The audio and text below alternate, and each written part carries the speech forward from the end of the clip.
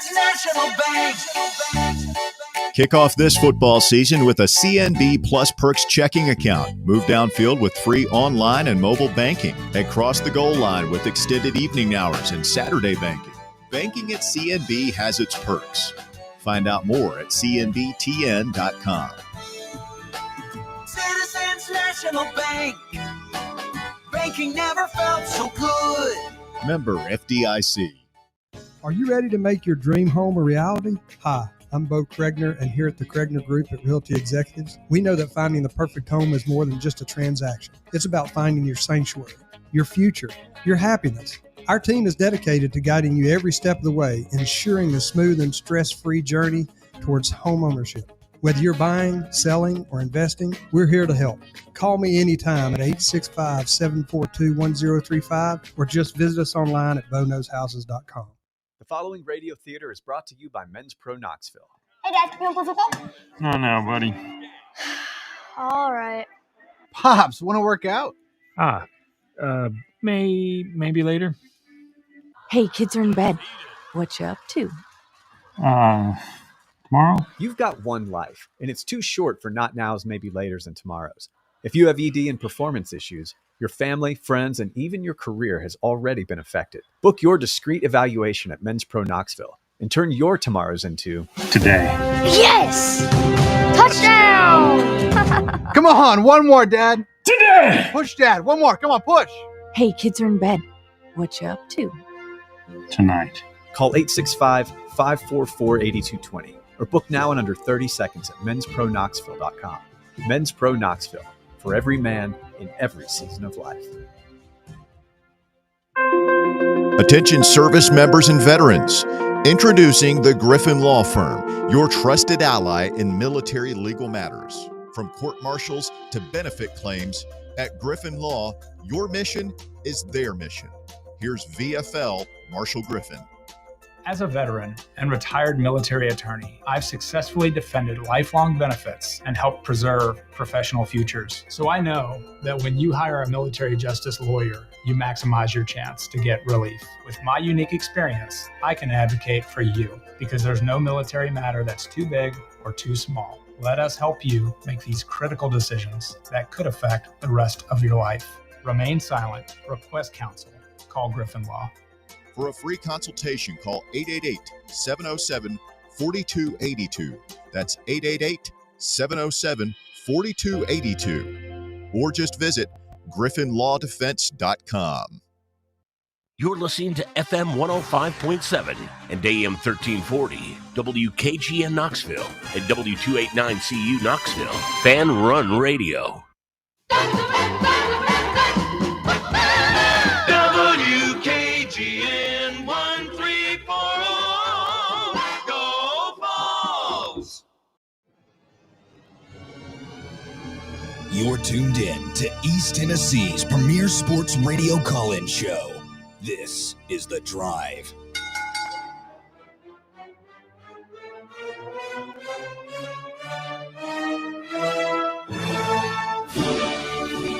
And hello, good afternoon, and welcome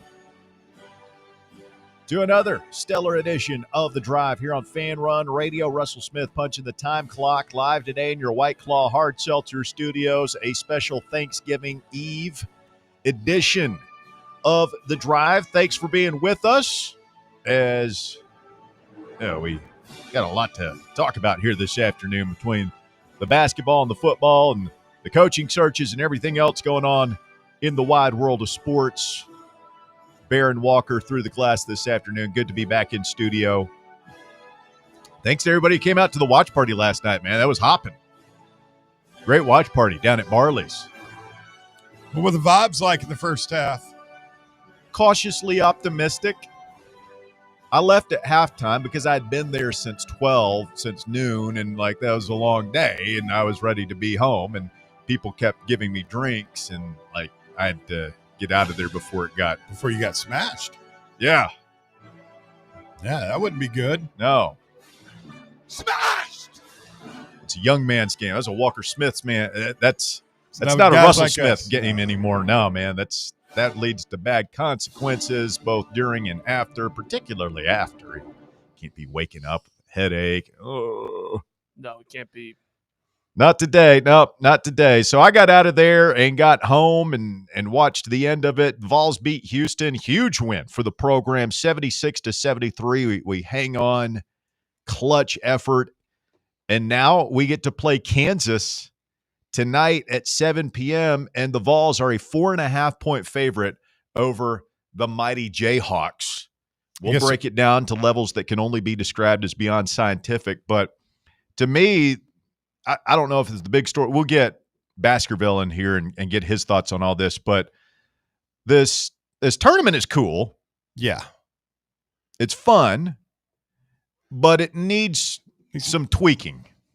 He's some workshopping on how they pick these teams to advance. Yeah. So, I mean, this is costing Tennessee money.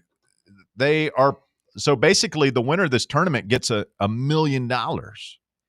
In Tennessee, we did all we could do. We hammered that terrible Rutgers team, and we beat number 3, one of the 2 or 3 best teams in college basketball, perhaps. And we don't get to play for the $1 million. Now we're playing for $300,000, but I mean, you see where I'm going. Like, there's a big difference between $300,000 and $1 million. Like, this isn't just, well, it's a preseason tournament. You won the battle for Atlantis. Here's your trophy, whatever. Yeah, no. We're talking about $700,000 that the guys are potentially missing out on. Straight cash, homie. Like, that's a big deal. So the winner will receive $300,000 tonight. You would get $200,000 if you lose. The winner, Michigan and Gonzaga. And by the way, we kind of have Stephen effing Pearl to blame for this. Oh, yeah. Because his team was such a no-show. They got smashed. So completely non-competitive. Smashed! That, like, that could have been us. So we'll play Kansas. Look, I mean, it's hard. Like, you look at what Gonzaga and Michigan did, and I mean, it's not their fault. Like, they certainly deserve to be where they're at. But you feel like we had a tougher row? I mean, I don't know. I don't know who those two. I know Michigan and Gonzaga looked damn good. I watched a lot of those games last night, like a lot. So I don't know how we stack up. I think we stack up. You know, this Kansas team, they're missing their superstar freshman Darren Peterson. He's hurt, so he's not going to be playing tonight. But they do have a couple of dudes that will have to be dealt with and contended with. And they're a blue blood, man. They got that championship DNA, and Bill Self knows how to win these games and everything. And well, I've got one big takeaway from the game last night, or really it's more of a question. Okay. For you and Walker and Bob.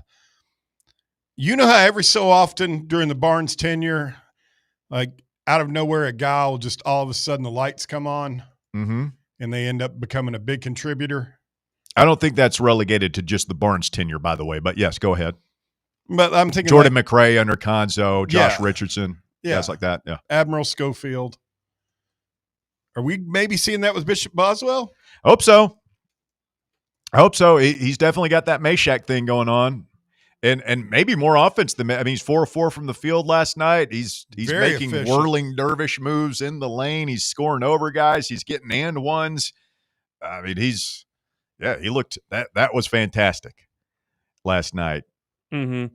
And what I think is pretty funny when we go back and think about it, we looked at that 2 spot and we're like, oh, the guy who's the best shooter needs to be at that spot, where we probably should have been thinking that this is Rick Barnes and he's going to play the best defender at that spot anytime. Well, that's what he's going to do. I still think, like, if it is Boswell, like, I can slide Gillespie right over to that spot. Well, no, I think Boswell can shoot it a little bit. Like, a little bit. He's got a nice looking stroke. I think he just needs confidence.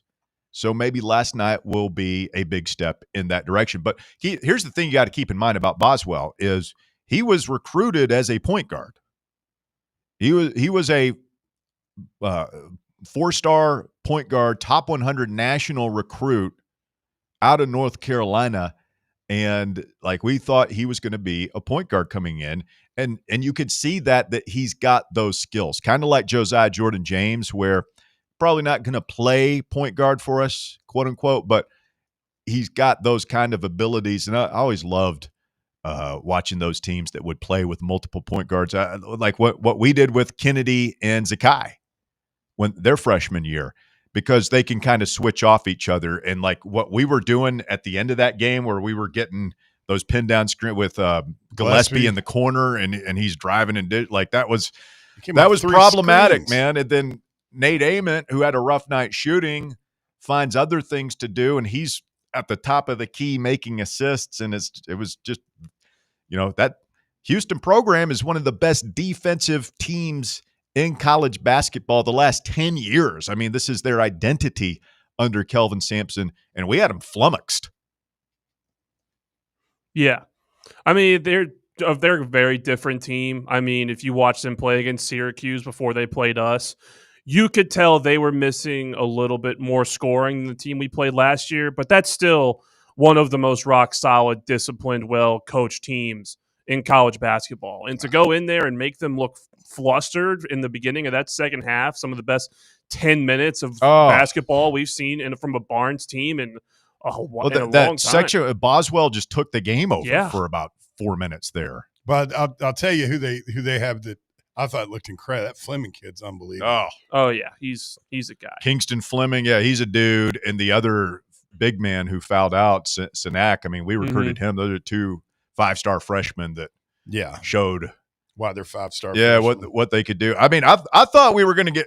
It was looking a little iffy there in the first half. Oh yeah, we were down by 11 at one point. I never let him get past there. Kind of felt like we were maybe fixing to get blowed away, but we ended it with once we got ahead of them, took that first lead towards the end of the second half.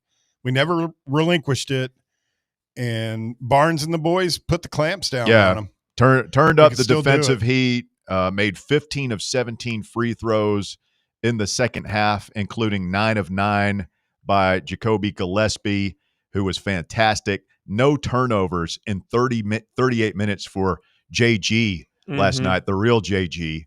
Shout out Jerry Givens.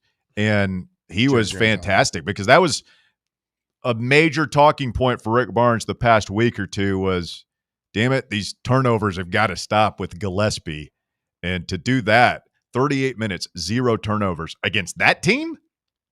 Yeah. That's incredible. As much pressure as they put on you. Oh, yeah. And Gillespie, I mean, especially in the second half of that game, you watch how much Houston was making him work just to get the ball and him still being able to get in positions, draw guys out, and give it to our bigs inside. Like, everything runs through him. Nate Ament's the most talented player on the team, but Jacoby Gillespie, off the ball, on the ball, is going to be the number one person to watch on this team. We haven't even talked about the bigs yet. I really, really enjoying watching them, and we're stacked down low. Yeah, last year in this game, I think we were outscored something like 30-22 in the paint. Last night, Tennessee wins the scoring battle in the paint 38-30. So basket. We flipped that on its head.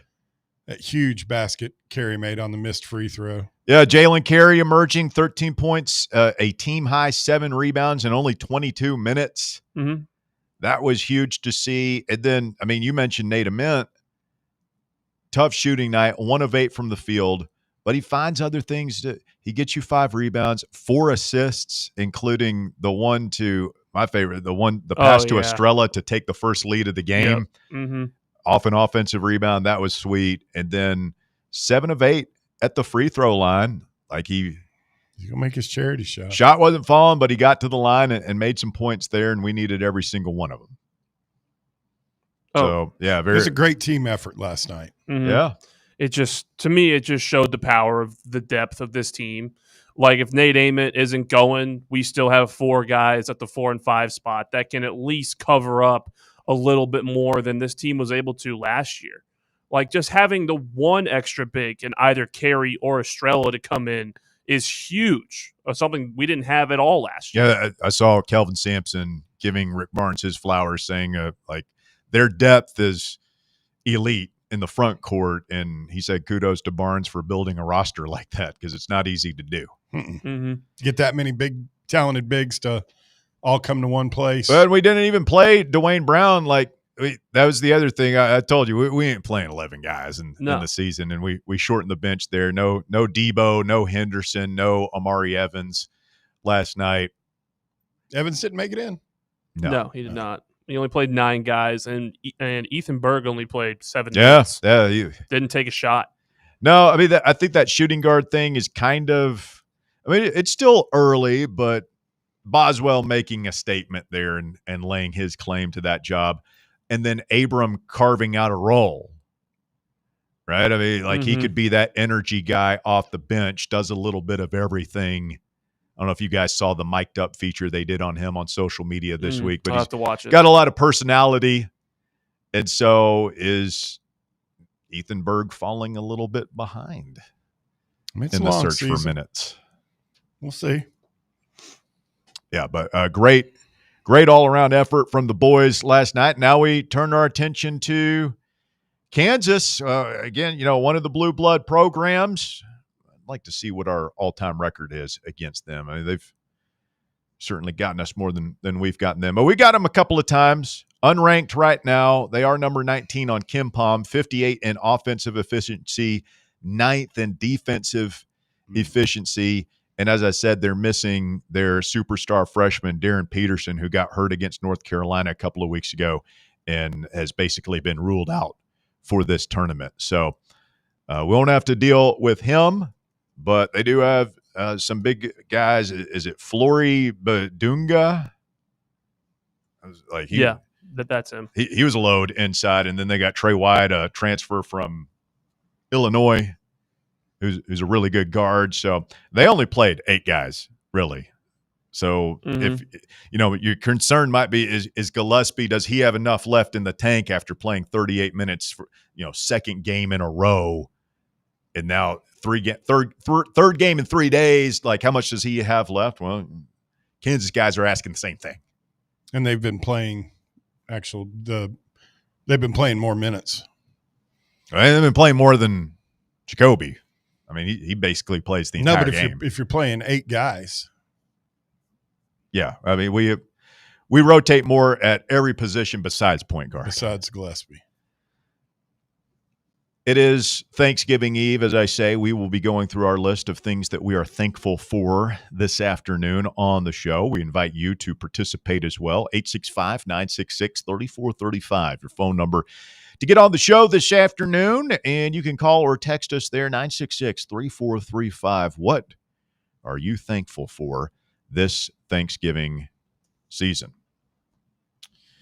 Alex Golesh is thankful for his opportunity at the big time. Looks like he is going to be the new head coach at Arkansas. That's what all reports are saying. Well, it isn't nothing official yet. I was looking at the Arkansas message boards, and there's certainly a lot of smoke out there that it's going to be Golesh. The last report I saw was that I think Trey Biddy was saying they are calling the other candidates to let them know it's not going to be them, and they think it's going to be Alex Golesh, the new head hog. I mean, it makes sense. I would imagine. I haven't looked yet. I would hope that their fans are okay with it. I mean, he'll be able to install the offense, and everybody likes offense. Yeah. Do you worry about this? Is the third guy, really 4 if you include Kiffin, who runs the similar system. You've got Heupel, Kiffin, Levy, and now Golesh, all running the up-tempo veer spread, Art Briles-y kind of thing going on right now. Do you worry that the novelty and uniqueness of our offensive approach is going to be lost going forward? I mean, it might be, but considering our head coach is one of the main architects of it, I would hope, and I think that we have done that this year, add wrinkles to it, tinker with it. Got to keep doing that. Fresh. The thing I hope Heupel is smart enough to realize is it felt like they were very reactionary in that regard, whereas like, oh man, the offense isn't working. Let's go ahead and do something now. Do it before it stops working. Mm-hmm. Even if it's working fine, find the new wrinkles anyway. And it felt like we just did the same thing for 4 years. And then eventually we're like, well, I guess it's not working anymore. We got to try some new stuff. Do that preemptively. Yeah. Like I think if, the best case scenario, you get Joey Aguilar back for another season next year, add some twists, add some different stuff, man, stuff that Golesh isn't going to be doing so that you can continue to evolve and stay unique, and you don't give these other defensive coordinators in the league a chance to catch up to you. No. Which happened last year, I think. I Mhm. think we can all agree. All right, coming up on the show this afternoon, we'll go through all the weekend's action. Don't forget, Black Friday live show at the Casual Pint North Shore on Friday. We'll tell you more about that. Looking forward to it as we can drink off all the tryptophan together Friday at the CP. Stay with us. You're listening to The Drive. When we continue, your phone calls. Plus, Bob Baskerville joins the festivities from Parts Unknown. Fan Run Radio. We're back with more right after this. The Drive. Can't get enough Fan Run Radio? Download the free Fan Run app and take the best Tennessee sports conversations with you wherever you go. Join Fan Run Radio for a special Black Friday live broadcast of The Drive this week at the Casual Pint North Shore. We'll be getting ready for the Vols and Vandy with frosty beverages, great food, and lively conversation as we watch Friday's big college football games inside on big screen high-definition TV. So come kick off the weekend with The Drive, live this Friday afternoon from 3 to 6 at the Casual Pint North Shore, 2045 Thunderhead Road. Be there. This is Bo Kregner with the Kregner Group at Realty Executives. As we gather around the table this Thanksgiving, Robin and I just want to say how grateful we are for the families who trust us to help them buy or sell their home. If a move is in your game plan before the year ends, our team would be honored to serve you. Call 865-742-1035 or visit bonoshouses.com. Happy Thanksgiving from the Kregner Group. Walking by faith, serving others. Whether you're heading to work, taking the kids to school, or planning your next road trip, your car needs to be ready for the ride. Hi, I'm Russell Smith, and I've been a customer at Matlock Tire and Auto Service for about as long as I've been driving. For me, it all comes down to trust. Look, I'm not a car guy, and I just don't want to get taken advantage of on car maintenance costs. Matlock Tire Service is a family-owned and operated business, and they wouldn't have made it this long if they hadn't been providing trustworthy service you can depend on. They're the home of the price match guarantee, which means you can bring in any competitor's ad, and Matlock will match the exact same tire for the exact same price. I've bought a lot of tires at Matlock over the years, and I always go there for my oil changes. You should too. They've got locations in Farragut, Hardin Valley, Lenoir City, Maryville, and Athens. Visit their website, matlocktireservice.com, to find the location nearest you and schedule your appointment. Tell them Fan Run Radio sent you. Honest service, quality work, dependable care. Matlock Tire and Auto Service.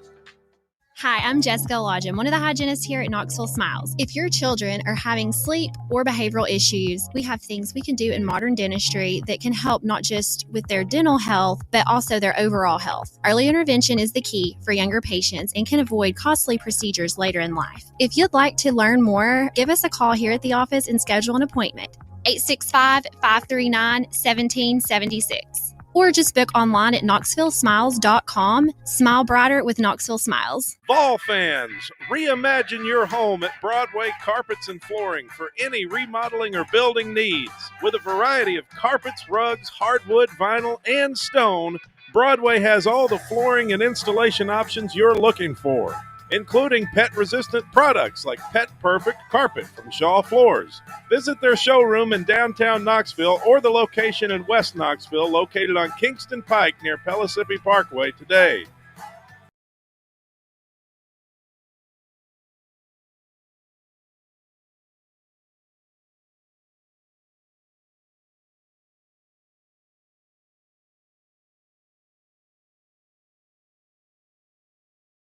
I don't know why I said that. That just came to. No, that's fine. Safe. You want to be safe and warm? Expressing sincere. Well, what could happen? I don't know. Safe and warm, like. Yeah, I hope you and yours are safe and warm. Safe and warm. It's in your house with your loved ones, safe enjoying and warm yourself right now. I got a hoodie on. It's a great super drag song. Safe and warm. Oh, that's cool, man. Okay. Feel the love this afternoon. Bob Baskerville's on the line. Got a lot of love for Bob. Well, I'm thankful for Bob. Like this has been a big year of 5-star talent acquisition for the Drive. He had options, and he made the decision. You think he was drunk when he made it? something. I was going to say he doesn't Definitely. expect to ever look back, but I bet he's looking back every day of his life.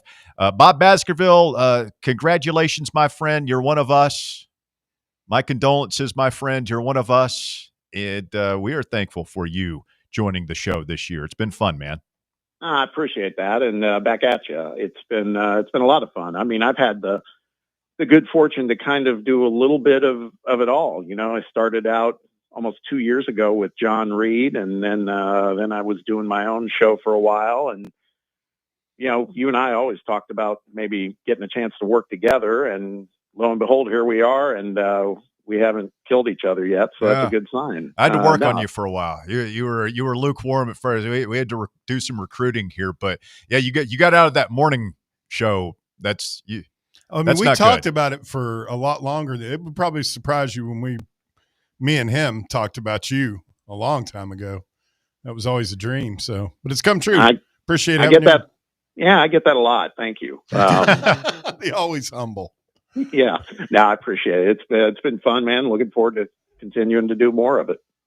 Well, I know that your family's probably wondering, it's like, Bob, you're on vacation. Why do you keep talking to those idiots? But I mean, this is Baskerville's time to shine right now. He's got hoops coming out his ears right now. Feast Week has gone to another level with this Players Era tournament in Las Vegas. And another signature moment for Rick Barnes and his program last night, Bob. I mean, that was, we were just talking about it in the intro. It looked a little hairy there in the first half. At one point, we're down by 11. Oh my God, are we going to get blowed out by these guys again? But the boys hunkered down, put their nose to the grindstone, and figured out a way to not only get back in the game, but to win it, dominating at stretches in the second half. And that was not only encouraging to see for the future, it was just, it's one of those moments, man. It's like winning in the swamp. You got to savor it for a day or two.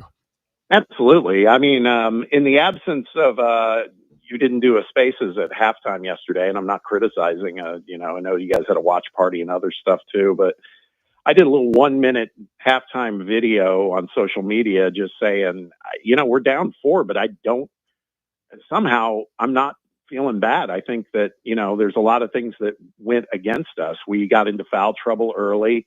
Nate Ament wasn't a factor in the first half. Turned out he really wasn't that much of a factor the entire game. And also they were shooting lights out from 3 in the first half. And I looked at some of the other statistical metrics where at halftime we were ahead in total rebounds, offensive rebounds, points in the paint, points off turnovers, and second chance points. And it's like, man, you keep that up, there's no reason we can't win that game. And boy, they, you know, every once in a while I get it right. We just did more of that. Jacoby, you know, 15 points in the second half, kind of showed his true colors. But I know you guys have talked about it too. I mean, we're nowhere in this game. I texted with Barnes late last night, morning, and I said, I go, without Kerry and Boswell, man, where are you? And he was like, yeah. He goes, all the guys just were so tough, and he goes, I'm really proud of them. But yes, you know, those guys. It felt like Jalen Carey was out Houstoning Houston, basically. Yeah, it's a good way of putting it. Yeah. Yeah, it was great in so many levels. And you're right. You just need to enjoy that. I mean, I'm not even that bothered. You know, I know there's some people up in arms about why aren't we in the championship game tonight? Hey man, we're playing Kansas, a blue blood. I know Darren Peterson's out, but they're still quite good. And all this stuff is going to be huge on our tournament resume come March. So I'm very excited about this game tonight.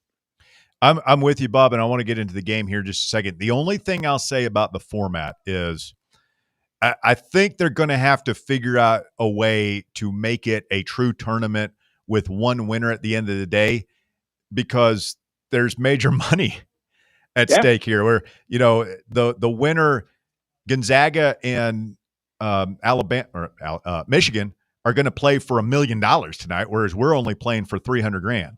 So that's like, if I'm the players and the coaches and the programs in this, like I'd be, you know, I'm not going to say upset, but it's like, hey, what are we doing here? Like we hammered Rutgers and we beat maybe the best team in the field and we don't get a chance to play for the championship. And the other thing, and I saw some chatter about this on Twitter from guys who are clearly talking to coaches, probably Rick Barnes in this, who said these coaches are really upset that it's 11 o'clock back at home, and they don't know who they're playing, when they're playing, where they're playing tomorrow.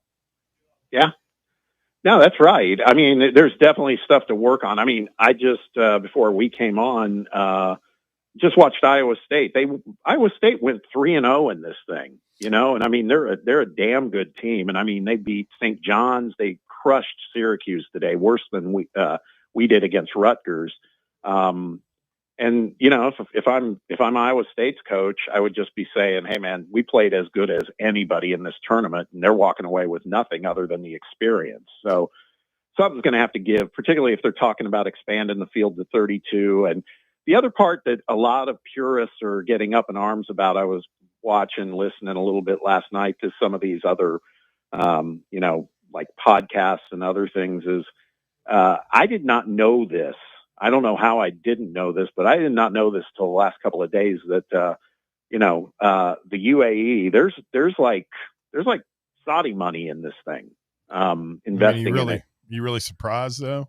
No, I'm not at all. But my point is, what I'm worried about is how soon is it before they start moving this thing from Vegas to like Dubai or something, So that's the part that kind of sucks. It feels like they're kind of, here I was talking to you guys yesterday. Like, I love the vibe of the games and everything, man. It feels like March. It really does.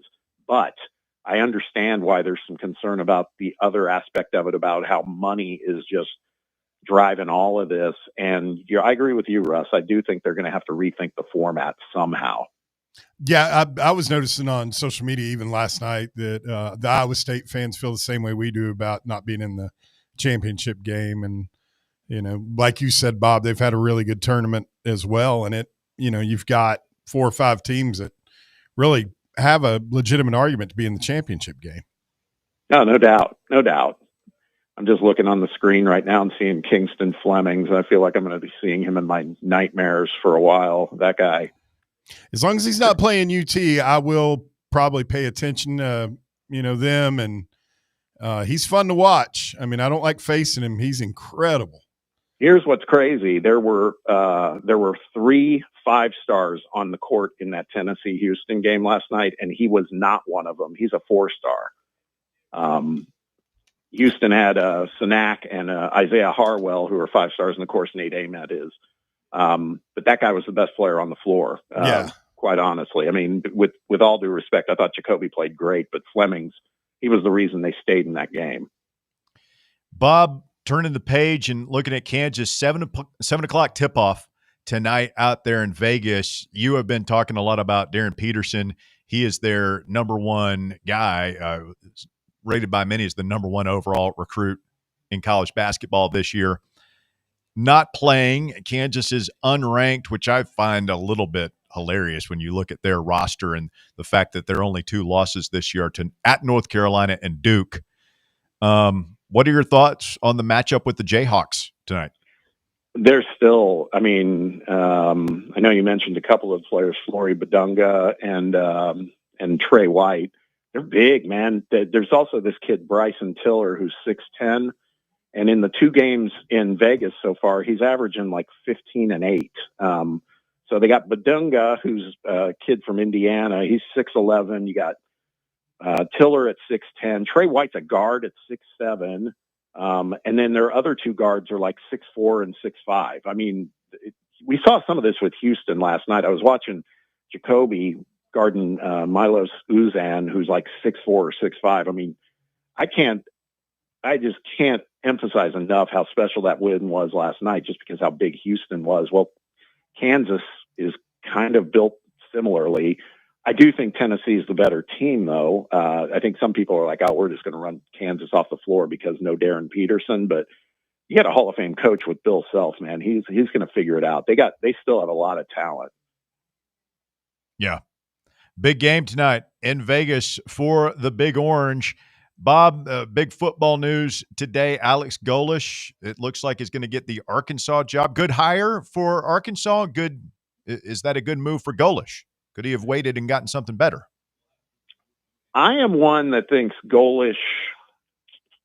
I think this is about as good as he could get, in my opinion. That doesn't mean he's a bad coach. I just feel like the love has been a little too gushy for me. I think the Arkansas opportunity, we'll really see how good he is, because he's been in a state that's been just, flush with talent in Florida. It's a little different in Arkansas.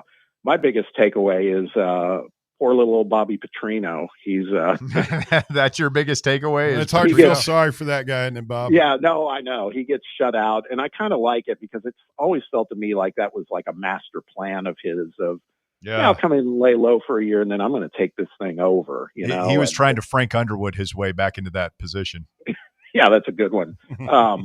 So I'm happy for Golesh, though. I mean, you've got to take that job if it's offered to you, but I think that's kind of, at least in the current state, that's probably the ceiling for him. I kept hearing his name for Oklahoma State, and I actually think Arkansas is a program in better shape than Oklahoma State. So I think that's good for him. Yeah, I just wonder, man. I mean, you're surrounded by a bunch of vultures over there with LSU to the south, Mizzou to the north, Tennessee, Ole Miss to the east, and now you've got the Texas schools, Oklahoma to the west, and I mean, you're surrounded. Yeah, it's just hard. You better figure out a way to get some players down there. And that's the other thing is, we all remember the press conference with Hunter Yurachek after they dismissed Sam Pittman, where he's asked, do you have enough to compete in the NIL space? And he said no. Publicly. I mean, that's a rough spot to be in if you're in the Southeastern Conference. Well, that was even if it's true, you don't say it. No. Well, that's what I was going to say. That it feels like, based on what I saw with his leadership role now with the college football playoff, it feels like Hunter Yurachek's not exactly a Mensa devotee. I mean, I don't think he's the brightest guy. And if I'm Golesh, I'd be watching closely, because I don't think the guy's necessarily conniving. I'm not sure he's no bright. Danny White. Yeah, exactly. So I don't know. But again, I think if you're Alex Golesh, man, you got to take that. It's an SEC job, and they've had some moments of success at Arkansas. But you're right, Russ. You are right in the middle of a hurricane down there in terms of recruiting and everything else. Bob Baskerville, our partner in crime here, weekdays from 3 to 6 on Fan Run Radio. Bob, anything else about basketball or football that you find interesting as we head into the holiday? I don't know if you saw, I didn't read it closely, but, I think On3 put out something about who their writers felt was going, where Lane Kiffin's destination was going to be. And our guy, Chris Lowe, is saying he thinks he stays, which I haven't talked to Chris about it, but I mean, we haven't talked a lot about Lane recently because of the basketball stuff, and it's been kind of refreshing, but man, we're a mere couple of days away from his big decision. Kind of takes us back to the LeBron James days, and I don't know. Lane probably wouldn't have it any other way. I think he loves. Will he have a hat ceremony? You pull a puppy, a live gator out of his jacket. Yeah, I don't know. I mean, what do you guys think at this point? Now that it's simmered a few more days and we're getting close, do you still think he's gone? Or I think he's gone. I don't know. Honest to God, I don't know. The only thing I do you know, because I thought you knew, Bear. Of all the people, I thought you had the information. You're honestly to God saying me, you don't know. I have no clue. But you're sitting here. Bob's saying he thinks he's going to Florida. I think now I can't decide where I think he's going to go. I used to think Florida. Now I think, man, it's again, unless, the way the winds are blowing, everybody keeps talking about LSU now. And, if that offer that they said that they're preparing is real, it's like, man, how do you turn that down? I mean, if you get some guarantees in it, $90 million, $25 million for NIL. He seems kind of oblivious to the pressure. I don't find him to be a thin-skinned guy. I think he can take that heat, because there will be heat. I don't know. I don't think he stays at Ole Miss, though. That will surprise me, honestly. I'm not saying he couldn't, but that would surprise me if he does. I don't know where he's going. I do wonder if he's made up his mind. Is he really vacillating and using time to weigh the pros and cons, or does he know exactly what he's going to do and has known what he's going to do and is just waiting for the right time to announce? Yeah. It would make sense that he wants to get through the Egg Bowl and then dominate the news cycle on Saturday when you've got a bunch of big college games going on. Yeah, but I is he could really see going to that. leave an 11-1 team? And quite possibly they could end up being in the SEC championship game. Yeah. Getting a first round bye. You're going to leave that team? If he hasn't decided and they lose the Egg Bowl, could that be a decisive turning point where he's just like, well, we don't make the playoff, I'm going? Well, I mean, they dropped him last night. Yeah. Did they drop him? I didn't Yeah, catch that. I yeah. didn't pay that much attention. I thought the rankings were kind of Who the did same. they move Notre Dame ahead of them? I think so. All I know is I saw that I think Ole Yeah. Miss dropped one spot to 7, which Oregon's 6. So that was Oregon. So it would have lost. So I wonder if you lose to freaking Mississippi State. I put you firmly on the bubble.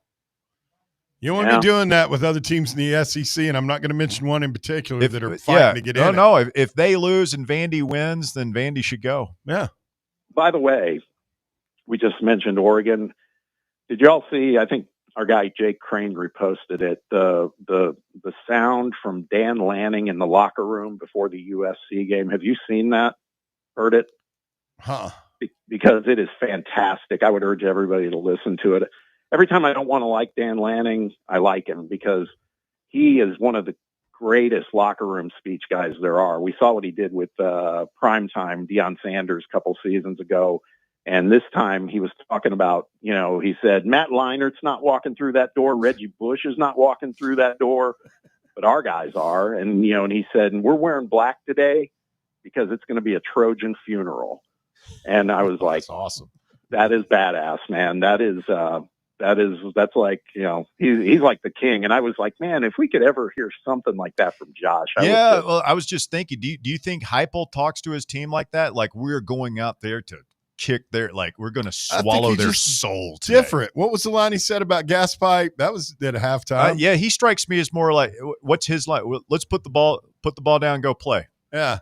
But he had that funny quote about gas pipe, and it was kind of, snap, snap. So, yeah. It seems like the good ones do the fire and brimstone. I mean, we've all heard the Kirby speeches.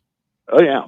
Yeah, and that's probably where Lanning, he was an apprentice there, man. He learned from one of the best. And, I mean, that line of we're wearing black because we're going to a Trojan funeral. I was like, man, that just made me smile. I got to admit. I mean, some people have it and some people don't. The other thing, Bob, I want to get your thoughts on people making a big deal about this Jeff Goodman interview. Yeah. Is that you tell me if I'm not getting my druthers up enough about this? I know Vol Twitter is, but like he just strikes me as your typical national college basketball guy, right? Who has a surface level understanding of a lot of things, doesn't really like it. It's not. I don't take it as a personal slight that he evidently doesn't understand that Tennessee is pretty well thought of this year.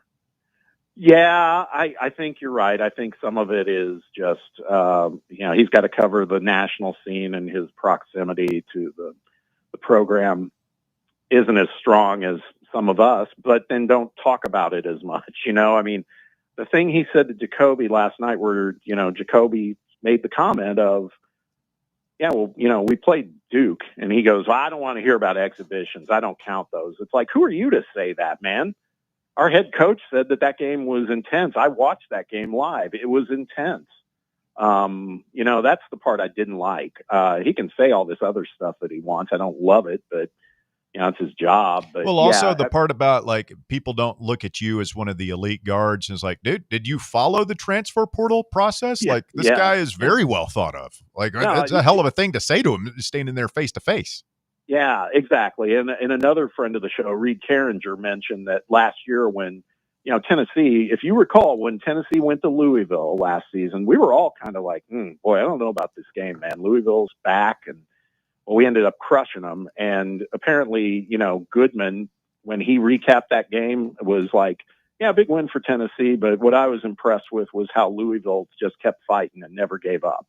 And it's like, really, that was your takeaway? So has he got a bee in his bonnet about Tennessee in general, or is it a Barnes thing? And Rick who tell knows? him to Yeah, who GFY knows? back in the day or something. Well, and the word is that he's also pretty tight with Pat Kelsey, the Louisville coach. So yeah, maybe it is. Maybe it's a little biased, but again, I wasn't worked up too much. But when I saw that interview last night, I was like, man, you're doubling down on some stuff, and that's not necessary at this point. They just won a big game.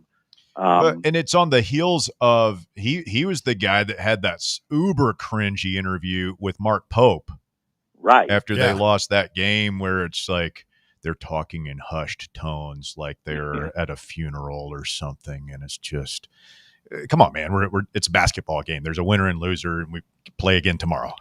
Yeah, and yes, agreed with all of that. And one more thing, I watched a little thing this morning. It was a Field of 68, and by the way, I think they do a great job by and large. But that's where Goodman's at, along with On Three, and they had a 4-man rotation talking about the Tennessee-Houston game, and Goodman was one of them. He didn't really talk much, but the guy who hosted it, he called. This is when we talk about proximity to the program and understanding who we are.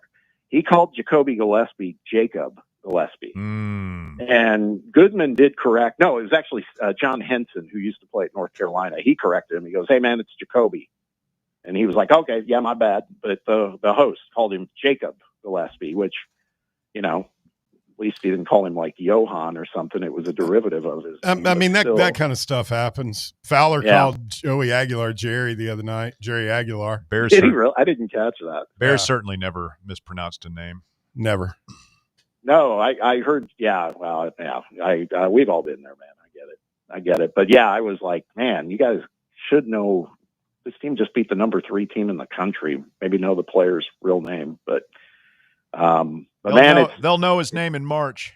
Hell yeah, I agree, man. This team feels different to me. I know, Russ, you were saying let's not get ahead of ourselves last night on the text thread, but I think they feel different than some of these past couple of teams who were good teams, by the way. Bob the Sheep already. I am a sheep.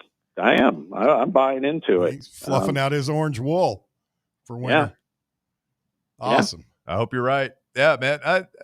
Me too. I think you can be. I just like it's early. Let's see how this team develops, and obviously got to stay healthy, all that good stuff. So, but last night was truly, I mean, it was a moment, man. I compared it yesterday. Somebody asked me what a win would mean, and my mind immediately went to that year we beat Gonzaga in Phoenix when they were number 1, and that's what I feel like is like, man, it's just that you're going to remember that forever. It's a great early non-conference season win, and that win gave that team a lot of momentum, man. That was the team that was number 1 for a month. So we'll see if we can translate this win into a run of success for this year's team.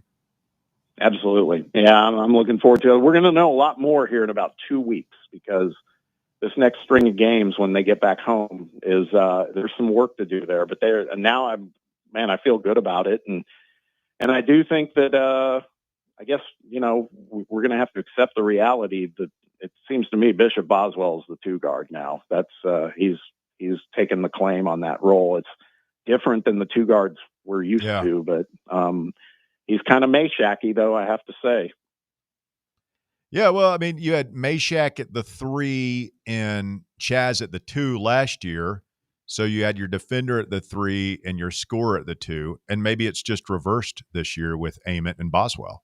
The one thing they both seem, you know, Bishop seems to be able to handle the ball pretty good, and allowing Gillespie to work off the ball and off those screens. I do think Bishop could be a better offensive threat than Meshack was, which is saying something because Meshack's in the NBA right now. So yeah, I mean, listen, I'll be the first to say it. I am so happy I was so wrong on Bishop Boswell, because it was just about a month ago where I was like, this guy, he doesn't have it. And man, he has done a quick turn in a couple of weeks. He is so critical to that team all of a sudden. Surprises the hell out of me, but I'm happy about it.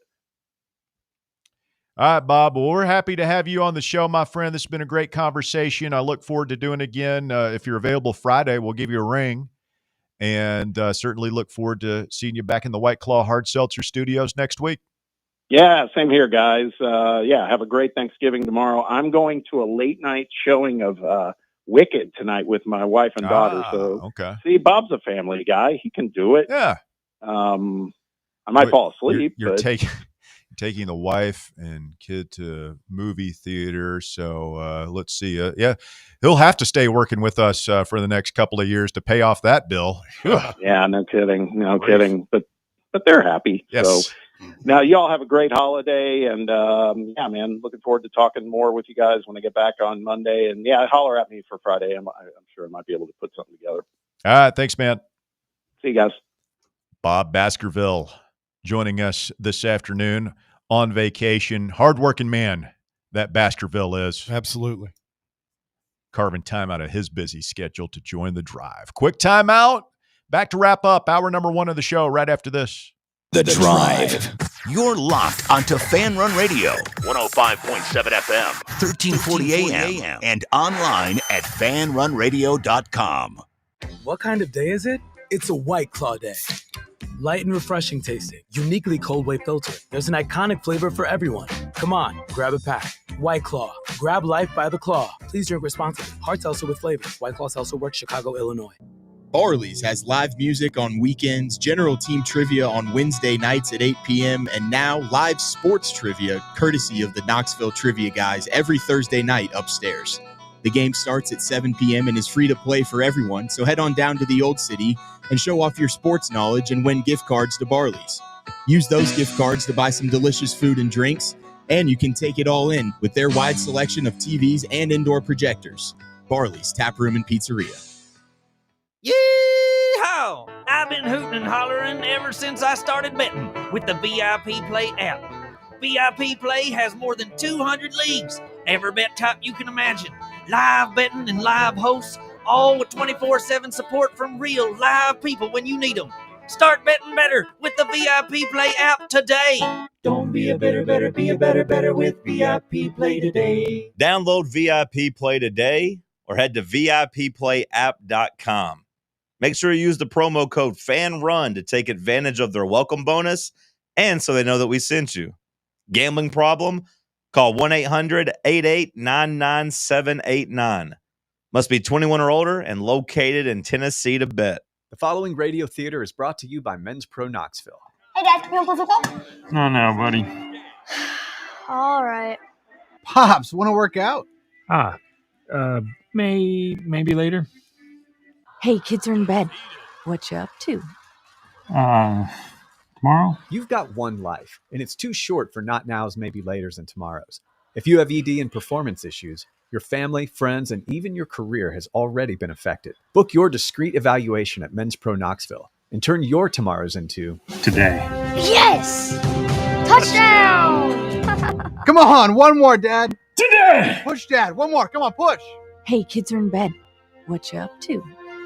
Tonight. Call 865-544-8220 or book now in under 30 seconds at menspronknoxville.com. Men's Pro Knoxville, for every man in every season of life.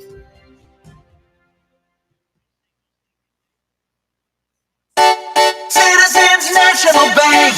Looking for the ideal gift this holiday season? Visa gift cards from Citizens National Bank make the perfect gift. It's the right size, the right color every time. Ask about personalized bulk orders for your family and friends or customers and employees. For more information, call or stop by today. Citizens National Bank. Banking never felt so good. Member FDIC, Equal Housing Lender.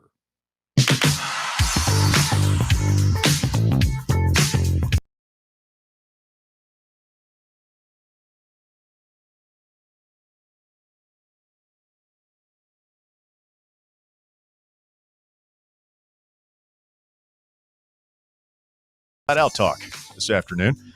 Thanksgiving Eve edition of the show, and let's get a call from Rando. Good afternoon, Randy. Gentlemen, happy Yes, sir. Thanksgiving Eve. Indeed. So I know you guys are on the socials a bit. Have you, just to throw it out there, have you seen the Rick Rogers going absolutely nuclear on the Vandy fan base? Man. Not I just today. saw one Good. tweet. Has he got a? Oh no, he keeps going. He has some people have fired back at him, and he's responding. He's going all out. David Rickey, the gift that keeps on giving. Derrick on Twitter is the Juwan Jennings cleat to the face equivalent of to the Vandy fan base right now. It's something to behold. You guys should check it out. Basketball, really why I called. We'll get into football Friday. I was texting back and forth with our friend in Fresno before the game, and he asked me what I thought. And, I told him what I really wanted to see was what were we going to get out of the bigs. We needed some guys in the front court who could score, because if all you've got is Nate Ament and Jacoby Gillespie, people are going to eventually lock that down. And Bear, you mentioned it towards the open. The bigs were amazing last night. Estrella came out. He looked great despite having the kneecap bruise or whatever he's dealing with. Jalen Carey was great. Akpara looked good. Cade Phillips, a little bit that he was out, looked good. And as I watched that game last night, I just kept getting the feeling that had Estrella not gotten hurt last year, we probably would have won it all. What do you guys think? I don't know. I think that's all we missed last year. I don't know. That Houston team last year they were really, really good. All I know is JP 3 of 3 from the field in 13 minutes. It seems like Rick is still kind of being cautious with his minutes here. But, I think your overall point about front court depth is well stated, and you kind of got you got the Twin Towers thing happening now a little bit with Felix and JP, and then it's good to see Jalen Carey. Caden Carey. Yeah, and Cade too. Yeah, well, Carey just does a couple of things that are the swatting the rebound out to the perimeter. He's really good at that, and he's just a really intimidating presence. I think you have to go maybe back to Jarnell and Jerron had somebody this physically intimidating down low. I've noticed a couple of times already this year that Jalen has really gone hard to the basket on missed shots and on rebounds, and gotten a couple of quick key buckets. So he did that again last night. I know we're getting close to up against the top of the hour, and I'll just go ahead and close it out with the things I'm thankful for. So I got a couple of things. Thankful for Tony Vitello. Thankful for the time that we had with him. Thankful for that national title, and anybody who's mad at Tony can kick rocks. I'm thankful that a down year for our football program is now an 8+ win season. That's really nice to be down and looking at 8-4 in a bowl game if we don't have things go well on Saturday. And I'm thankful for one more year of Deacon Barnes, because I thought, maybe with ZZ and Shaq running off into the sunset, he might ride with them, but he's come back with a team that, guys, I know it's early in the season, and I don't want to be hyperbolic, but this one does feel like it's got all the pieces in place that could maybe be the one for him in Knoxville. So could be I'm the one. thankful that he came back. And last but not least, thankful for you guys. Thankful for Bob, Fan Run, The Drive, John, Cody, everybody. Y'all have a happy Thanksgiving. Y'all stay safe. Don't celebrate too much tomorrow, and I'll talk to y'all on Friday. See you. Thank you, Rando. Appreciate the kind words. Stay with us. Hour number 2 of The Drive coming up next right here on Fan Run Radio. The Drive. Hey, Knoxville. Surfside iced tea and vodka made with real brewed tea is only 100 calories, 2 grams of sugar with no bubbles and no troubles. That's right, 0 carbonation, so it's easy to sip and enjoy. Headed to a game day or party at a friend's house? Bring an iced tea or lemonade variety pack from Surfside, or try their green tea and new raspberry tea vodka. Find the can with the sunset stripes this season. Surfside iced tea and vodka, sold at bars, restaurants, and stores near you. Surfside iced tea and vodka, sunshine in a can. Must be 21 or older. Enjoy responsibly. Inward Half is committed to the game and the memorable moments that happen in between. From the tee box to the tailgate, from the green to the big game. For the first birdie with Dad, the first big win with Mom. Friday night lights, Saturday superstitions, Sunday traditions. fall into the comfort and unparalleled performance of Inward Half. This fall, enjoy the walk-in. Hey, Vols fans, Cody Brown here. I grew up right here in Tennessee and know what it means when someone says, I've got your back. That's why you can trust Farm Bureau Insurance of Tennessee. Whether it's your home, your vehicle, your family's future, or the business you built from the ground up, we will show up for all of your insurance needs. We are Tennesseans who understand what matters, which is doing right by you. Insurance is not all about just paperwork and policies, but it's about the people we insure every day. So if you want insurance that hits home, give me a call at 865-992-3871. Go Vols. Have you ever found yourself wishing your clothes looked brand new again? Whether it's your favorite suit, that little black dress, or your comfy winter coat, Crown Cleaners can make it happen. From stubborn stains to delicate fabrics, the expert team at Crown Cleaners uses the latest cleaning technology to ensure your clothes come back looking and feeling fresh. Visit one of their 2 area locations, Kingston Pike on Bearden Hill or South North Shore Drive near Dunkin' Donuts. Online at crowncleaners.com. Crown Cleaners, a tradition of excellence. What if I told you you could pay off your home in an average of 7 years without making more money or spending a dime less, simply by changing how your mortgage is structured? Sounds impossible? Let me show you how it works. I'm Chris Burleson with University Lending Group, helping families across the U.S. save thousands in interest and own their home years sooner. Don't believe me? Give me a call at 865-388-7634 or visit smartloantn.com to learn more. NMLS number 332941. Got a problem tree looming over your home? Call ECR Total Landscapes. Whether it's trimming, removal, or storm cleanup, our certified pros get the job done safely and efficiently. We're licensed, insured, and ready 24/7 for emergency calls. Big or small, we cut them all. ECR Total Landscapes. Call now for a free estimate, 865-384-2012, and mention promo code FANRUN for free stump grinding on any tree removal now through the end of the year. Also, visit us at ecrtotallandscapes.com. You're listening to FM 105.7 and AM 1340, WKGN Knoxville, and W289CU Knoxville, Fan Run Radio. Are you a federal employee facing workplace challenges like suspension or removal? Are you concerned about your security clearance with any federal agency?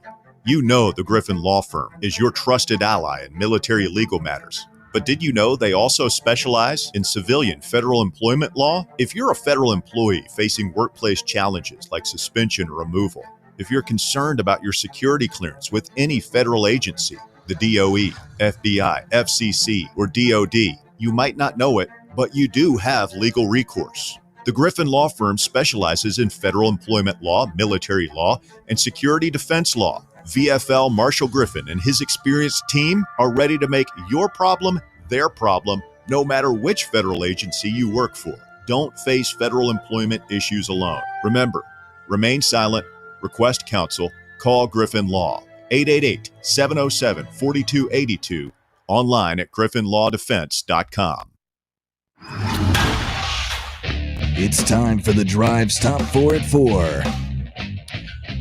Hour number 2 of the Drive underway, and the Top 4 at 4 is brought to you this afternoon by our friends over at Knoxville Smiles.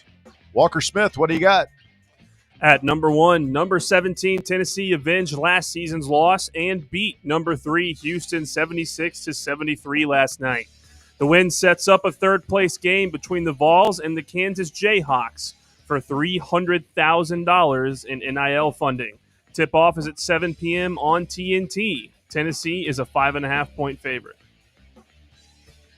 Did we avenge last year's loss? No, we did not. There's no avenging a loss. You don't to avenge a loss in the Elite Eight. You have to avenge it in the Elite Eight or later, or higher up, Final Four. That's how you avenge something. Was it a great win? Absolutely.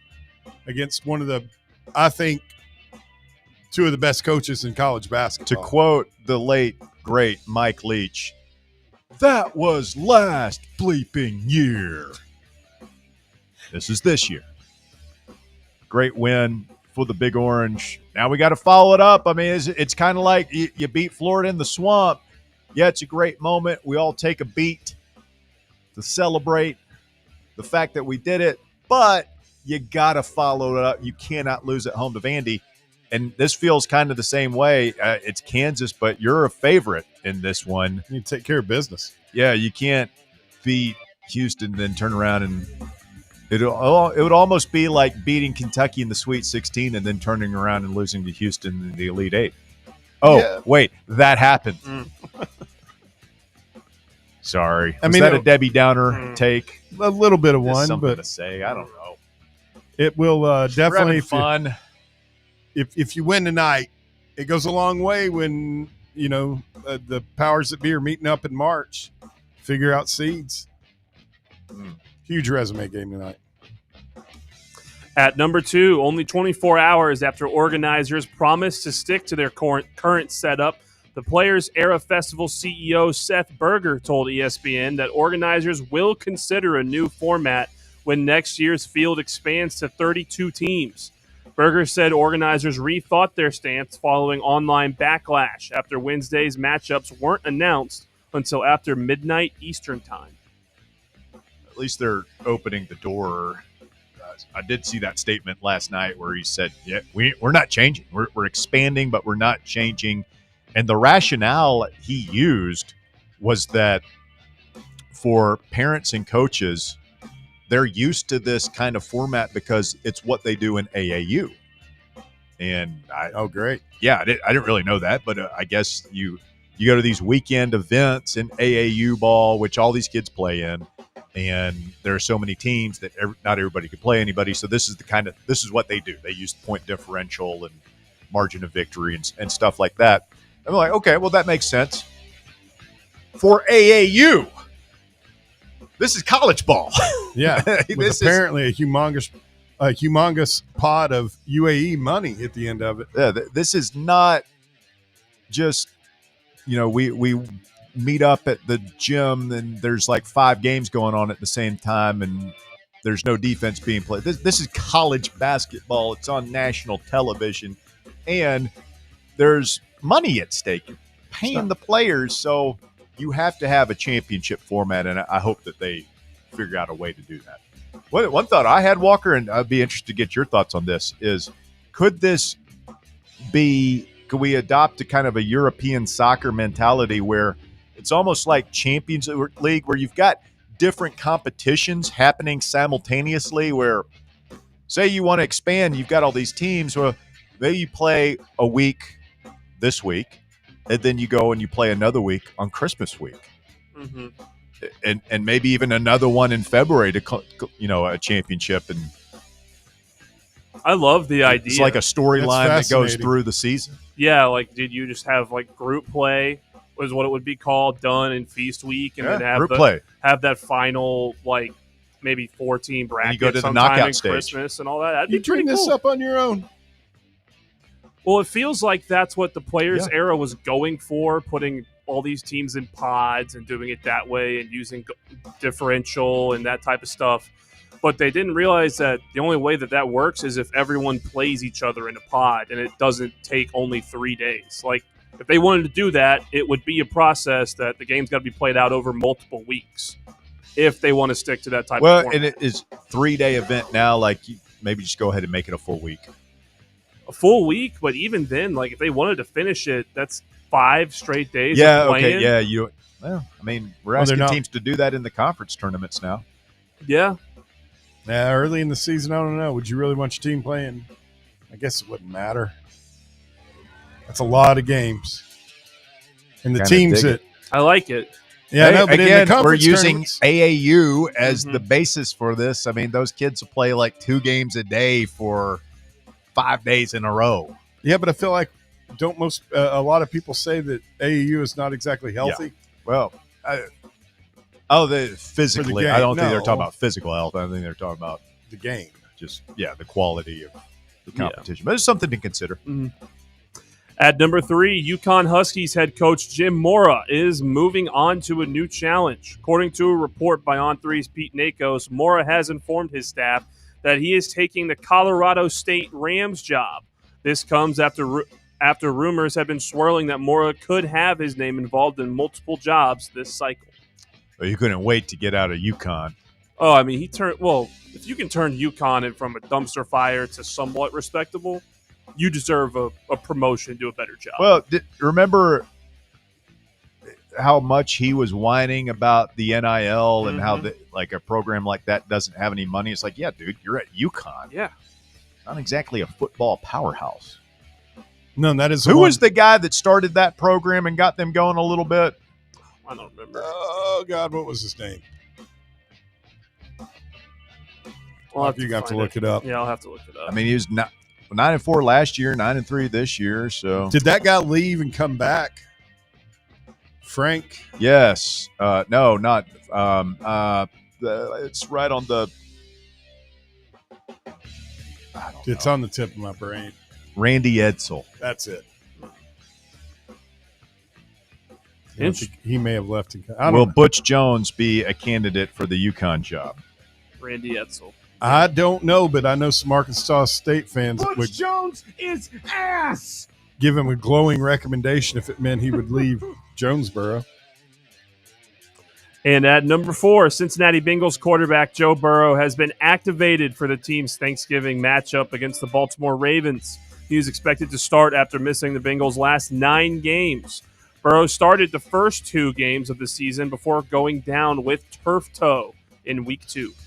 I love his attitude about it too. I saw a quote from him where, because there's like he's not 100%, and they asked him, "It's like, why are you coming back?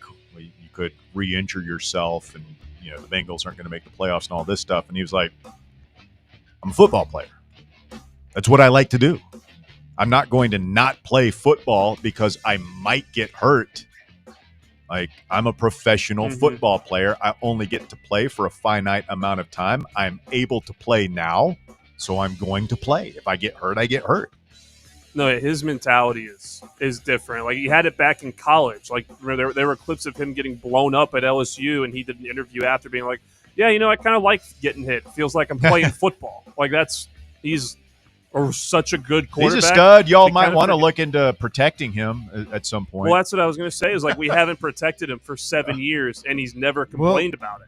He just takes the hits. You spent all your money on 3 players. Yo, I mean, what if you're Joe Burrow? What do you want? Like you get to be rich, and you get to invest in at least 1 receiver. You've chosen to invest in 2. But you don't get everything. He wanted them both. That was his thing. I would rather have Jamar Chase let T. Higgins go and get me an left tackle. Yeah. Get me an elite offensive lineman that can protect me. But that's not what they chose to do. No. But I like his attitude. Again, it's like, yeah, I'm going to go play. And it makes me having to watch us lose to the Ravens on Thanksgiving night not as painful because I'll get to watch Joe. Thank you, Walker. That is the top 4 at 4. It's brought to you by our friends over at Knoxville Smiles. I am thankful for them. It's had a great relationship between them and the show. They have been sponsoring us for many years, going back before COVID, like about 6 years or so that we've had Knoxville Smiles on, and we really appreciate their support of all things Fan Run. And, people always come up to me. I had somebody ask me last night at the watch party down there at Barley's, "Hey, what can we do? We love the brand. What can we do to help you guys?" And I said, support our sponsors. Go to Knoxville Smiles. Get your dental cleaning done there. They're offering half-price whitening now through the end of the year with a routine dental cleaning. So go ahead and get that booked. You can do it online at knoxvillesmiles.com, or you can call them at 865-539-1776. Tell them Fan Run Radio sent you. Smile brighter with Knoxville Smiles. Thanksgiving Eve edition of the show, talking all things Tennessee basketball after a thrilling come-from-behind win against Houston in Las Vegas. Vols taking on Kansas tonight at 7 p.m., a 4.5-point favorite down there. And, of course, big game with Vanderbilt coming up in Neyland Stadium. Yeah, it is a big game. Who'd have thought? It's nice having this basketball to kind of distract us from what could happen on Saturday. I'm not nearly as worried. I know it's a big game. Vanderbilt's a better team than Florida this year. I'm not nearly as concerned about this football game as I was last week. That's just the history of it. Exactly. I think it's hard to get up for it and think it's going to be competitive, but it is. I think we're going to be able to move the ball on them. I think they'll probably be able to move it on us. I think we can outscore them. A little preview to my pick on Friday. Let's get DR Vol in here. DR, you're on the drive, Fan Run Radio. Guys, you can't see me right now, but I come to y'all on bended knee. And Bear, how does this work? This is confessional, the drive confessional. Like, did I say like a Hail Mary? How does this work? Say, I've bless never me, done Father, this for I have sinned. Yeah, and then you I'm tell not- us what you did. You guys are being blasphemous. I'm not participating in your all's making fun of an entire religion. We're not. Uh, We're using one of the parts of it that we find the most interesting. Yeah, bless me, fan run, for I have sinned. I am a sinner and a blasphemer of Bishop Boswell. I am begging for forgiveness for what I said, text, and thought about him last year. That man's a ball player. He's a dog, ain't he? Dude, he was fun to watch, Russ. I mean, I saw a tweet out there comparing him to Meshack. You know, maybe the early stages of Meshack. He can get there, and I mean, heck, you said it last hour. You know, a little bit better shooting than him, maybe. And he was fun to watch. I'll take that any day of the week, guys. Yeah, that was a great performance. Now, can he build off it? You know, he's got a long way to go. He's sophomore season. He can be a heck of a ball player. I feel like he's just scratching the surface of his potential. We know he can guard. Can he shoot it a little bit? He showed us something, man. I didn't know that he could finish at the rim like that. He did it several times last night. Clutch free throws in the final minute, ice water in his veins, and really outstanding defense the entire game. So will he be able to deliver that consistently? And then how much better can he get offensively be the keys to what kind of player he ultimately develops into here. Yeah, it's just going to be so fun to watch his team come together because the Ament you saw last night's not what he's going to be, or hopefully won't be in March. You know, a buddy of mine texted me talking about how he was looking. He's like, well, he's not used to this. They don't play defense in AAU. Yeah. You know, it's just like run and shoot and go back. It's exactly what I thought it would be. I said it on the show yesterday. Houston was going to get really physical with him. Don't know if he's going to be ready for it. If he isn't, it's not the end of the world. He wasn't, and it's not the end of the world. And, you know, what because he's going to see it again tonight, and he's going to see it at Syracuse, and he's going to see it against Illinois next month, and then he's going to see it every night in SEC play. So the trick is to just acclimate yourself to it, get used to it. Okay, this is the way they play basketball now, and you have to be able to finish through contact, and you have to be able to run through screens and shake off bumps and bruises and stuff like that, and he'll figure it out. Yeah. And you saw we needed a shot. Gillespie's getting the ball. I mean, it's that kid is so fun to watch. Just, God, man, I can't get over it. I know you're busy last night, Russ. I was very disappointed no halftime chat. Not a knock on you. I know you had stuff going on, but I was just so fired up after that game, y'all. I mean, that was up there. Nothing will surpass Memphis, Tennessee, but God, dude, that was one of the best basketball games. And I said that with about 4 minutes left to go, win or lose. This has been a badass game. Yeah, that was a heavyweight fight, man. It felt good. I was skeptical on this Vegas thing. I still hate to see. I think it doesn't mean good things for the battle for Atlantis and Maui, but this is probably what it's going to be. It doesn't seem like this is something you can put the toothpaste back in the tube yet. So, well, and you know, go ahead, Russ. No, I was just saying I'm interested to see where it goes because it seems like the fans all really, really like this tournament. Oh, dude, yeah, this is some great basketball. Guys, I guess I'll close out. Happy Thanksgiving, y'all. I'm very thankful for the show. Y'all do add a lot to being a sports fan, and I'm thankful Boo Carter's gone. Thankful for Joey Aguilar. I know Bob's probably not thankful, but I'm thankful. And I'm going to be thankful when we shut Pavia's mom up finally. I would like to see her fight Joey's mom, though. I think that'd be a cool halftime show. Yeah, but Joey's mom might get lit up. I mean, she's demure. She's a lady. She's mom-like. She's just a mom. Pavia's mom is kind of. She's already been in one documented. Yeah, she's kind of crazy. I don't want to see Lydia Aguilar get hurt. Yeah, Lydia can handle it. She's. I mean, Pavia's mom's probably gonna be drunk anyway. Be about like Jeff Goodman in that interview. She looks like she's that mom. Everybody knows that friend that's got that mom wants to drink with the younger kids. She's that mom. I'm sure she's been with some of his teammates. Oh, whoa. Smashed! How great was it, by the way, watching Bruce Pearl front and center, watching his son just get massacred? How did that game go? Like, they just terrible coach. What was going on? What was Bruce saying? That's what I expected out of that team when he retired. Well, he was doing the color for that game. Like, he was courtside calling the game, and like he's all excited about it at first, and they just got the fan ran on them. Man, they got blowed off the court. It was a 40-point game at one point. Yeah, you love to see that, guys. Well, I'll hop off here, y'all. Happy Thanksgiving, and thank y'all for being on air because I'm about to have a few and grill a little. Y'all have a good day, there you go. Thank you, DR. Appreciate you as well. Thankful for all our listeners, even those who don't call. Sometimes especially those who don't call. Thank you, DR. Appreciate you.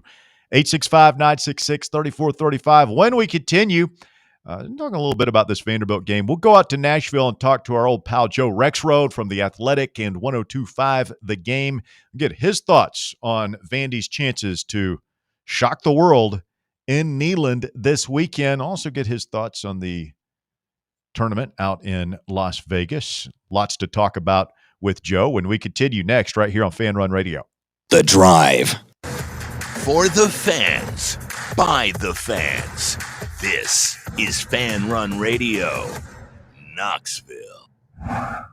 Join Fan Run Radio for a special Black Friday live broadcast of The Drive this week at the Casual Pint North Shore. We'll be getting ready for the Vols and Vandy with frosty beverages, great food, and lively conversation as we watch Friday's big college football games inside on big screen, high-definition TV.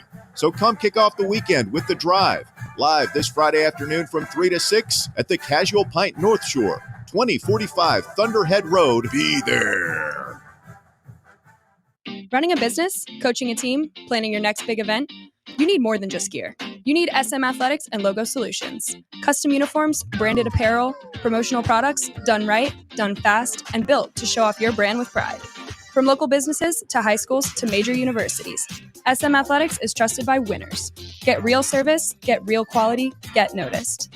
SM Athletics and Logo Solutions, where your brand comes to life. Visit smathletics.com and let's build something great together. It's time for the North Knox Siding and Windows High School Football Player of the Week. Brought to you by North Knox Siding and Windows. Call 865-689-0505 or visit them online at northknoxsidingandwindows.com. This week's North Knox Siding and Windows High School Football Player of the Week is Halls High School wide receiver Brody Rogers. Rogers helped lead Halls to a 28-21 win over Central in the playoffs last week. Rogers had 8 catches for 116 yards and 2 touchdowns as the Red Devils advanced to the state semifinals against Sevier County this week. Halls High School's Brody Rogers, this week's North Knox Siding and Windows High School Football Player of the Week. North Knox Siding and Windows, locally owned and operated, they can handle all your siding, window, gutter, and roofing needs. Call 865-689-0505 for a free estimate or go online to northknoxsidingandwindows.com. Tired of waiting for the weekend or good weather to play around? From casual to committed, Back 9 Golf has got you covered. Open to the public and offering flexible membership opportunities, they offer 24/7 access to 5 different simulators, providing cutting-edge technology, instant swing feedback, fun mini games, and a wide variety of courses to choose from. Perfect for that solo round you want after work, or swing by with food and drinks for an afternoon with friends and family. No stressful tee times, no rain delays. It's Back 9 Golf your way. Book your tee time now at theback9golf.com. Bankruptcy, divorce, personal injury. These are just some of the curveballs life can throw at you. Fortunately, East Tennessee has someone to help you work through these problems and recover. The law offices of Jerry R. Givens. If you're in need of legal advice, call today to set up a free, no-obligation consultation.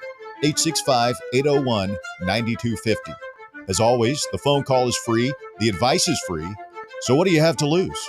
Call 865-801-9250 or go online to jrglawtn.com That's jrglawtn.com. The law offices of Jerry R. Givens. Legal expertise you can rely on.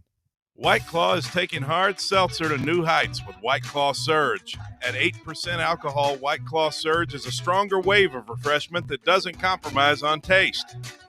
Available in 4 bold waves of flavor like ripe blackberry, citrusy blood orange, zesty natural lime, and tart cranberry. Check out your favorite retailer in-store and online for the White Claw Surge Variety 12-pack and 16-ounce single-serve cans.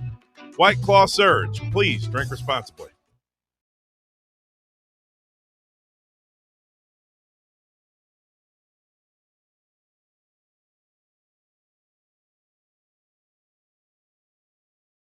Joe Rexrode of The Athletic and 102.5 The Game in Nashville. Hello, Joe. How are you, sir? Russell, doing great. How you doing, buddy? Hey, man, I'm doing good. I'm digging Feast Week, and we want to get you on to give your thoughts on Vanderbilt and Tennessee in football this weekend, but I know you're a big basketball guy as well. Just got finished watching Vandy take down Western Kentucky closer than a lot of people thought it would be. Duke Miles, a guy Tennessee almost or flirted a little bit with in the portal, 28 points to lead the Commodores. The 24th ranked Commodores now 6-0. Is Mark Byington bringing Vandy basketball back? Yeah, he's good. He's a good coach. I like their team. I wasn't impressed today. I think it's the worst they've played. Now, they really haven't played anybody of note. Unfortunately, their non-league schedule is pretty underwhelming. Hopefully they'll get St. Mary's in the Bahamas. That'd be a good game. But, yeah, I mean, just coming right in and getting to the tournament was impressive, on its own. He was really good at James Madison.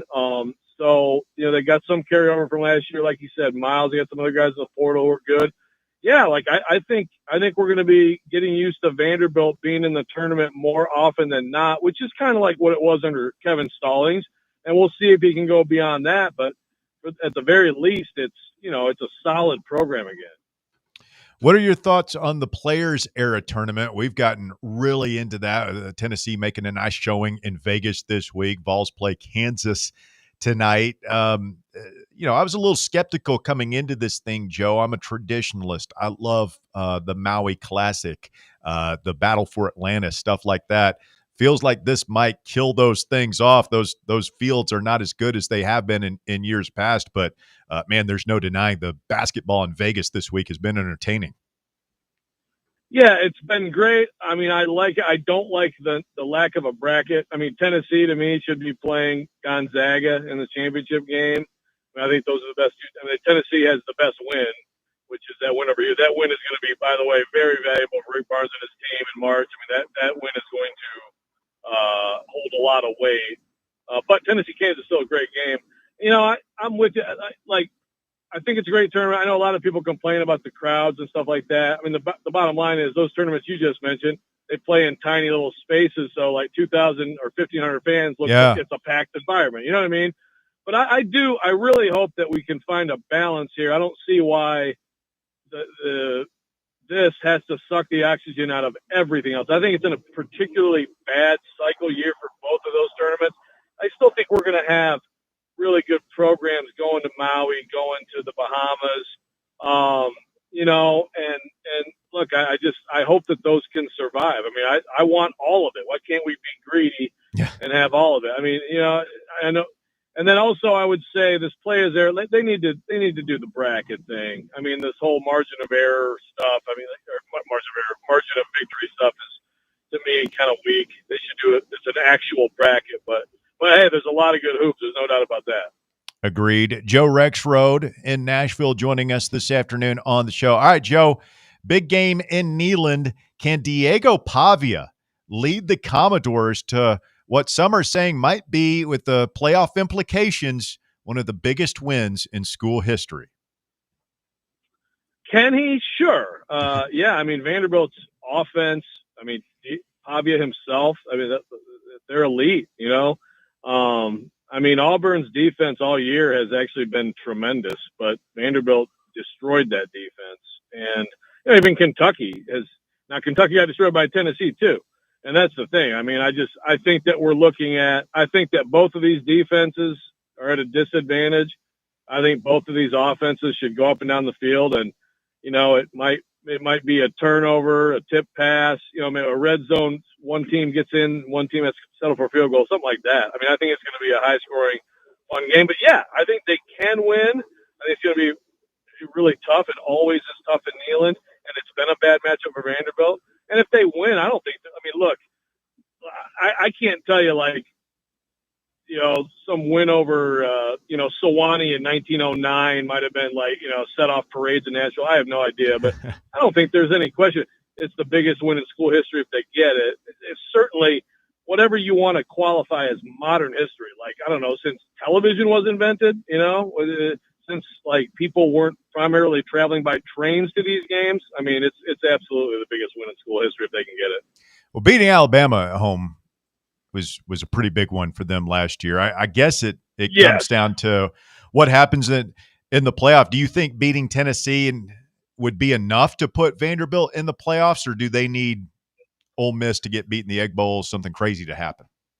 Yeah, they need help. And, Oklahoma screwed everything up. I mean, look, if Oklahoma doesn't win at really both of those games, but if Oklahoma doesn't find a way to win at Tennessee and then find a way to win at Alabama, really without doing much offensively in either game, then it's Tennessee against Vanderbilt for a playoff spot Saturday. How amazing would that be? So Oklahoma screwed the whole thing up. And, yeah, they need – you look at the way it shakes out, I don't see the SEC getting more than 5 teams because Notre Dame is going to be in, I think. So they're going to need LSU to win at Oklahoma, or Auburn to beat Alabama, or like you said, the Egg Bowl upset. And maybe the whole lane thing will end up being a attraction. If they don't get one of those 3, I just don't see it. But I also, right now Vanderbilt fans are mad they're only at 14. If you win at number 19, Tennessee on the road, and people know Tennessee's a good team. I mean, you could see that this year. They were a missed field goal away from beating Georgia. That win will vault Vanderbilt if they can get it. No doubt about it. We asked the question, will the Players Era Tournament kill off the Maui Invitational, the Battle for Atlantis, these other tournaments that we've grown accustomed to? What about the college football playoff? You've got a lot of Tennessee fans. We've had this conversation with a lot of people saying, you know what, I don't really care about the bowl game this year. I want to beat Vanderbilt, but I don't really care about that. We're going to have players opting out. It doesn't mean anything. It's an exhibition. Yep. Does the college football playoff kill off the bowl system? Well, yeah, it's interesting because so obviously, Russell, I look at the NFL. The NFL, they have great atmospheres. They fill stadiums and all that stuff. But the NFL is all about the TV deal, right? It's all about the media rights deal. The thing about the bowl games is the ratings are still great for all of them, right? So it's so as a product, the bowl games are still very strong. But I absolutely think we're going to see more and more fan apathy when it comes to traveling to these places.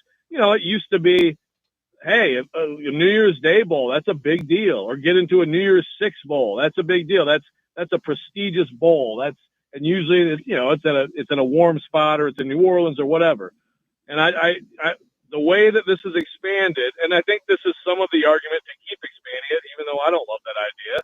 Yeah, I mean, I think you have a really hard time selling to your fans to travel to these places. And obviously the bowls themselves, they count on that, right? That they count the cities in those places, count on the tourism and all that stuff. So in a sense, yes, but again, football just dominates ratings, period, right? NFL first, college second.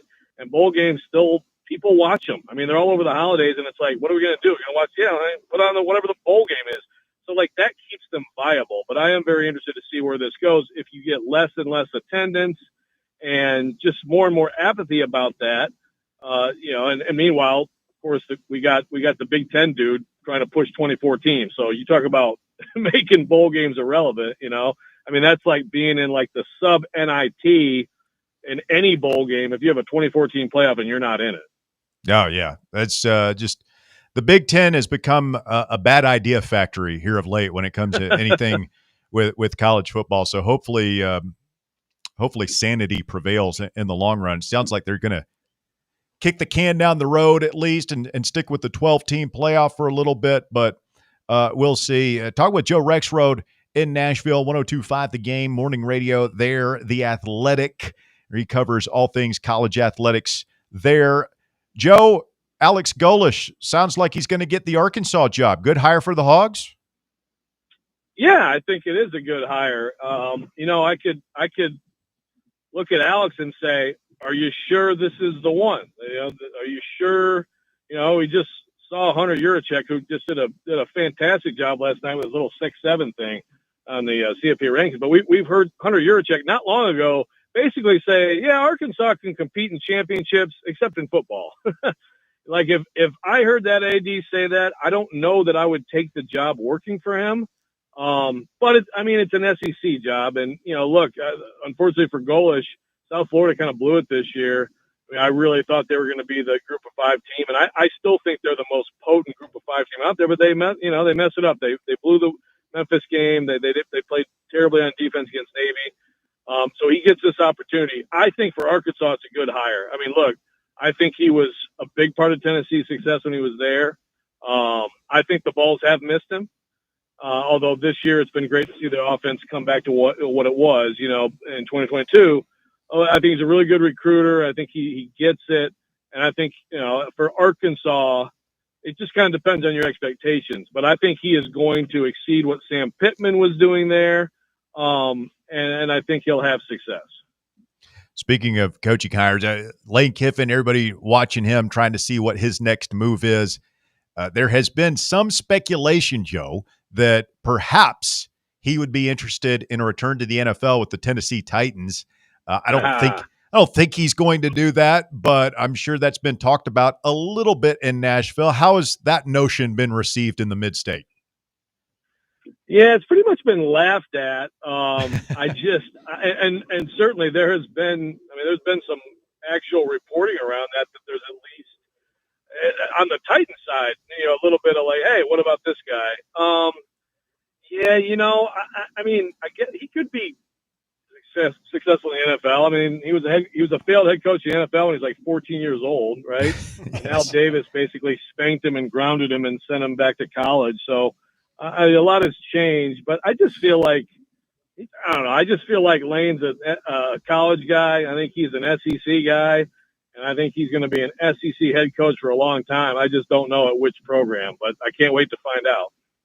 We were talking earlier. Do you think Lane on Saturday will have a hat ceremony like recruiting where he sits out there, Ole Miss hat, LSU, Florida?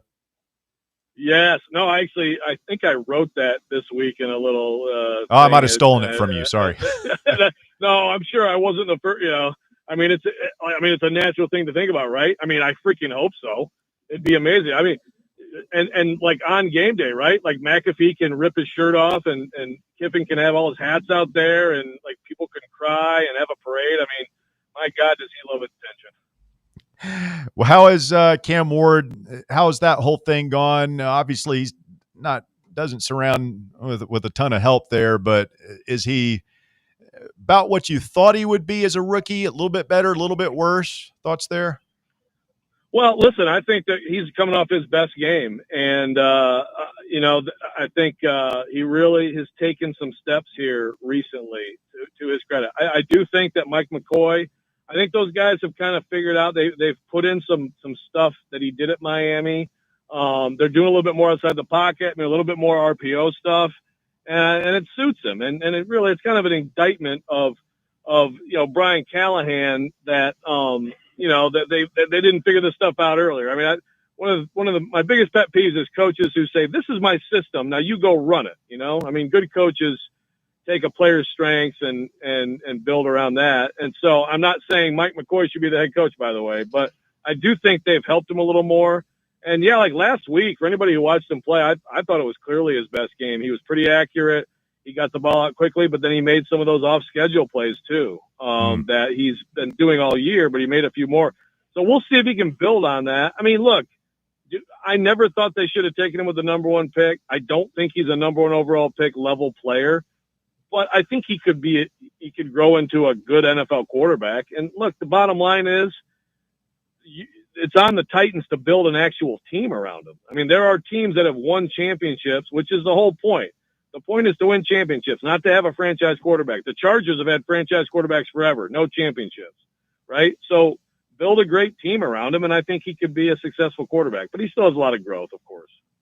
Hey, Joe, great stuff as always. Happy Thanksgiving to you and your family. We are thankful for the great conversations we get to have with you from time to time, and hope you get to enjoy the holiday. Absolutely. Can't wait for Saturday. Happy Thanksgiving to you guys. Yes, Enjoy sir. it. Joe Rexrode. Check him out at Joe Rexrode on the social media platform formerly known as Twitter. You can also hear him weekday mornings on 102.5 The Game and read his work at The Athletic. Does a terrific job and covering a lot of ground there. Very versatile guest there. Started off talking a little Vandy basketball. By the way, Walker, condolences to you. He's watching it. The Sun Devils not getting it done tonight against a USC team without Rodney Rice. Yeah. Arizona, look, this was an Arizona State team that was picked to finish the very, very last in the Big 12, and it was just cool to see them win a couple games in Maui. USC's pretty good, though. They got some good dudes. You know, Chad Baker-Mazara is still playing for them? I completely forgot he was still playing college He's ball. really 26. You aren't exaggerating? I think he was 25 last year, so I'm assuming he's 26. Mm-hmm. So he's like 3 or 4 years older than our boy here. He's older than Walker. For sure. Yeah, by a couple years. So USC is going to win the Maui Mm-hmm. this year. We'll see if Tennessee can win the third place game of the Players Era Festival tonight with a 7 p.m. tip-off on TNT. I'll say this too for this Players Era thing is the presentation is next level. Like Bruce is good on there. Seeing Brandon Gaudin, I know Bear has no idea who that is. It's the Braves TV announcer. Like do those games was kind of jarring at first, but like he does a really good job. He's a pro. And I didn't know who he is. Why is it that when they show the Thompson Bowling Arena on TV, it always looks dim? That was the thing that jumped out at me last night was the production was unreal. And like it looks like they're playing on it with surgical lights shining down. Yeah, I mean it's just the lighting in the building. The Tennessee, when they redid the arena with the skyboxes and everything after Pearl's first or second year, they decided, this drives Christopher Gabriel, he always brings this up and he hates how dark it is, but they decided they wanted it darker so that the attention, whether you're at the arena or on TV, is towards the floor. They want it dark. Mm-hmm. Well, I mean, you could make it darker in the stands and have the floor lit up like that one was lit up. I mean, with the way lights are now, all this high tech stuff. I like it. It's easier to see on TV, and it makes it look. I don't know. I just thought you're exactly right. It's really doesn't bother me, but the presentation and then having Jamal Mashburn and C. Webb and Jalen Rose up there together. By the way, that was maybe my favorite NCAA tournament game of all time was the 93 national semifinal between Kentucky and Michigan, this Fab Five second year when that game went to overtime. Kentucky had Mash and Travis Ford, those guys, and against the Fab Five. That was a great game. But they do a real good job like hosting the studio analysis before and afterwards as well. And Pearl's Pearl. He's good. Yeah. Turner just does a good job. Go ahead. Yeah, it was Pearl's Pearl. Candace Parker's elite. And then, I mean, I find myself hating to admit it, but I like Mash. He's a funny dude. All those guys are really good. Mm-hmm. And if you paid attention to, like, if you watched, the NBA on TNT and their production of that, like, that they do it in a very similar way. Like, when Turner chose to cover basketball and sports, they do a great job of it. And now all of their sports money is in college basketball because they don't have the NBA anymore. Are you guys concerned that when the tournament moves off of the TNT, TBS, like what we've been used to forever, CBS platform to strictly ESPN, there's going to be a drop very much in production quality? Yeah, very much so. I don't know. CBS and TNT they do a fantastic job covering basketball. Houston is chewing up Notre Dame. They're up by 16 as they begin the second half there. So and taking out last night's. I guess so. Hate that for Notre Dame. Sorry, guys. Quick timeout. Open up the phone lines here. You want to jump in? Couple lines available. 865-966-3435. Your phone number to get on the show. 966-3435. Call or text to the program this afternoon. We're back with more Fan Run Radio right after this. The Drive. Catch up with all things Fan Run by subscribing to our podcast feed. Like, rate, and download the show from the Fan Run app or wherever you get your podcasts. This is Bo Kregner with the Kregner Group at Realty Executives. As we gather around the table this Thanksgiving, Robin and I just want to say how grateful we are for the families who trust us to help them buy or sell their home. If a move is in your game plan before the year ends, our team would be honored to serve you. Call 865-742-1035 or visit bonozhouses.com. Happy Thanksgiving from the Kregner Group. Walking by faith, serving others. Don't let the chaos of the holiday season slow you down. Adding your CNB bank cards to your digital wallet makes checking out fast and easy. Forget digging through your wallet or entering payment information. Just tap, pay, and you're on your way. Add your bank cards to your digital wallet for a smoother shopping experience. Citizens National Bank. Banking never felt so good. Member FDIC, Equal Housing Lender. Welcome to Axle Logistics, where excellence isn't just a goal, it's an energy. As a leading third-party logistics company, Axle is powered by an award-winning culture built on a work hard, play hard mentality. Here, the drive for success is contagious and hard work never goes unnoticed. Whether you're just starting out or looking to level up, Axle Logistics is the place to launch your career. Join us and take your ambition to the stars. To learn more, visit axlelogistics.com.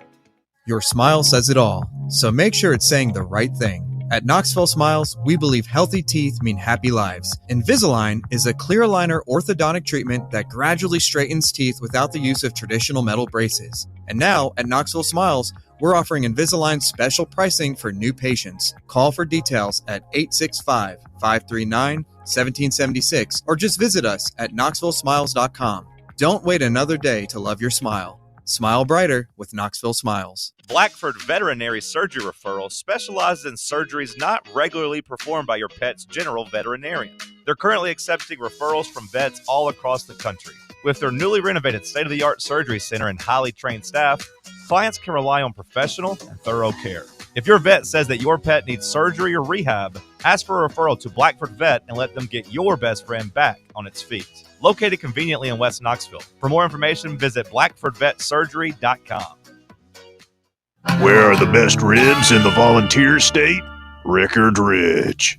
Who has the best barbecue catering packages in East Tennessee? Rickard Ridge. And where is the most beautiful setting to enjoy a meal with family and friends? Rickard Ridge. Rickard Ridge Barbecue.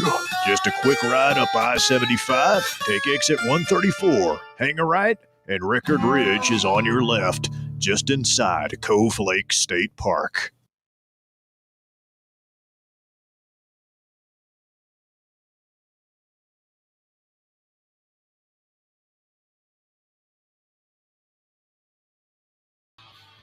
What's that mouth breather got to say? That's how you're going to start. You Yeah. don't even know what he's saying. He could be like, he's a fan. Good luck. Have a great. Don't trust him. Great afternoon. Trust You're going to start right with calling names. Yeah. He's hot and bothered. Vandy Sure. Dandy 8575 says Pavia is going to New York as a Heisman candidate. He's going to go through Tennessee's defense like a hot knife through butter.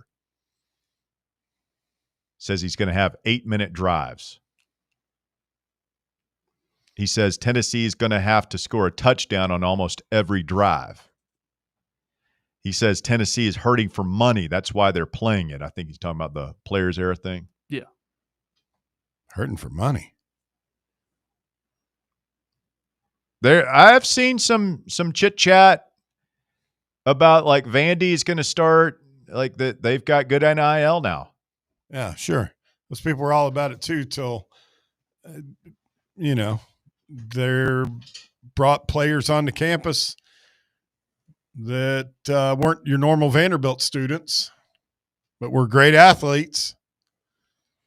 I mean, they got a taste of that. They've got a lot of, I mean, probably tech guys and doctors, lawyers, and a lot of alumni with a lot of money. They could be a major player. Boy, that would suck. Yeah. I would look for it first in baseball. You don't think they would throw it at football? I don't know. I wouldn't think so. Why not?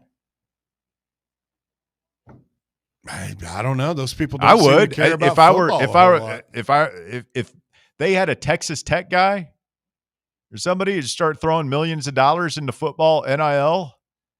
I mean, this Jared Curtis guys sound like he might flip from Georgia to them. They might have a better quarterback than Pavia. Bully for them, man. Maybe they'll get good. It'll only be 75 years before they get the series back to 500, Russ. Call me when you do, if I'm still around. I don't think you have a chance at 75 years, buddy. I mean, it was my brain in a jar. You never know.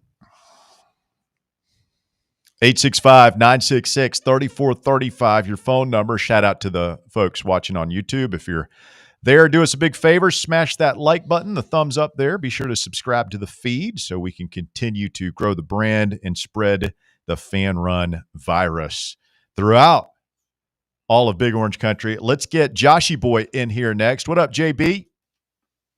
Hey, W. How you doing, man? Good. How are you, Walker and Bear Bryant, doing today? Doing good, man. Ready for the holiday. Good. Yeah, I agree with most people. I really don't like how they do this Players Era tournament, like deciding on who plays in the championship game. They need to switch it up come next season.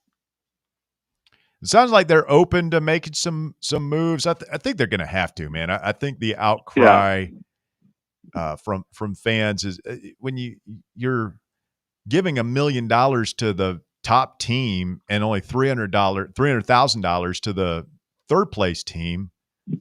Like, you've got to give teams an equal chance, and this is not an equal chance. I'm not terribly upset about it. I'd be upset if I were one of the players.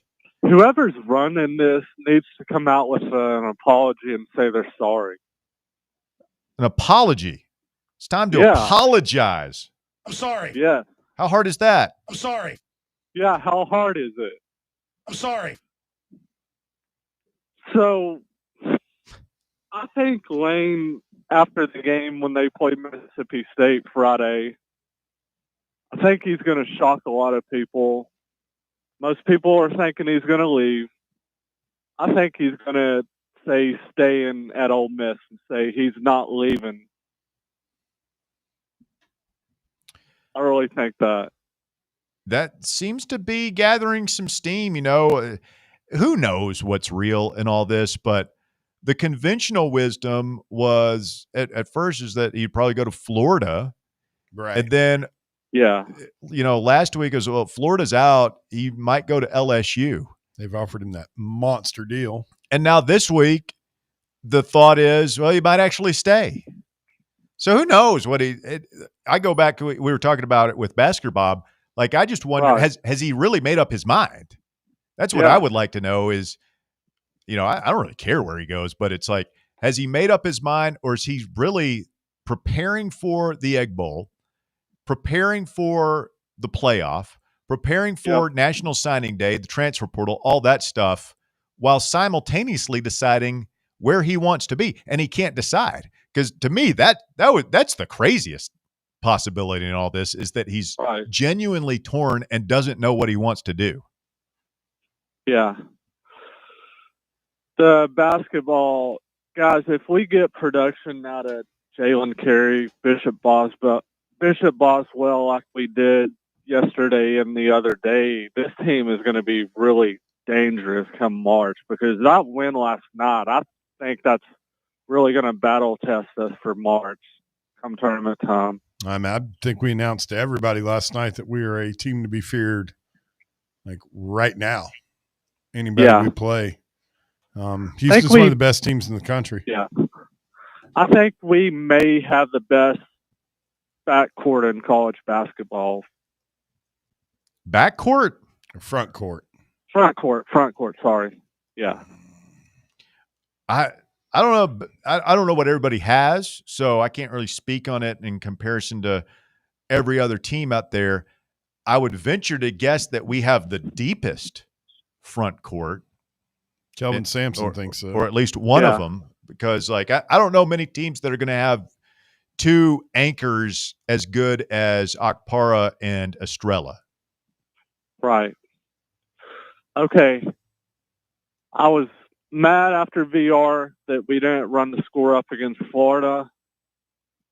I want us to do it this Saturday against Vandy. I want us to send Diego Pavia and his mom back to wherever they're from. Leave no mercy Saturday. I want 60 up on those phonies.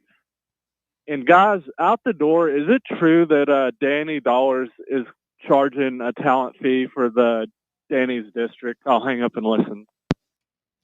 A talent fee for the Danny district? Danny Dollars.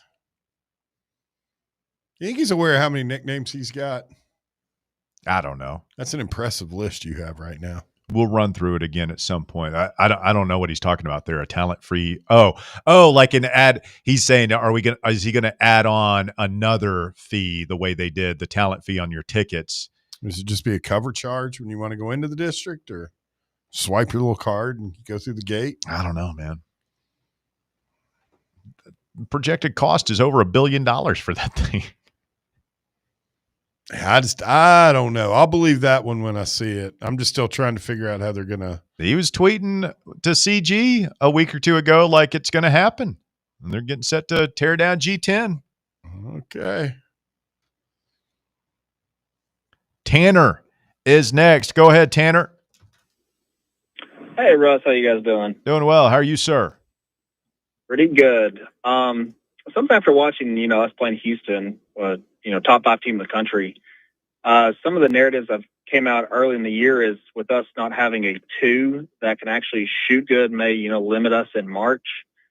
If Okpara, Phillips, and Australia keep shooting the way they have, is that something that we think can offset not having a good 2 guard if that 2 can kind of be a lockdown defender like Meshack was last year? Maybe. Yeah, I mean, that's certainly the hope. I think that it's kind of interesting. Last year, you had Meshack at the 3 and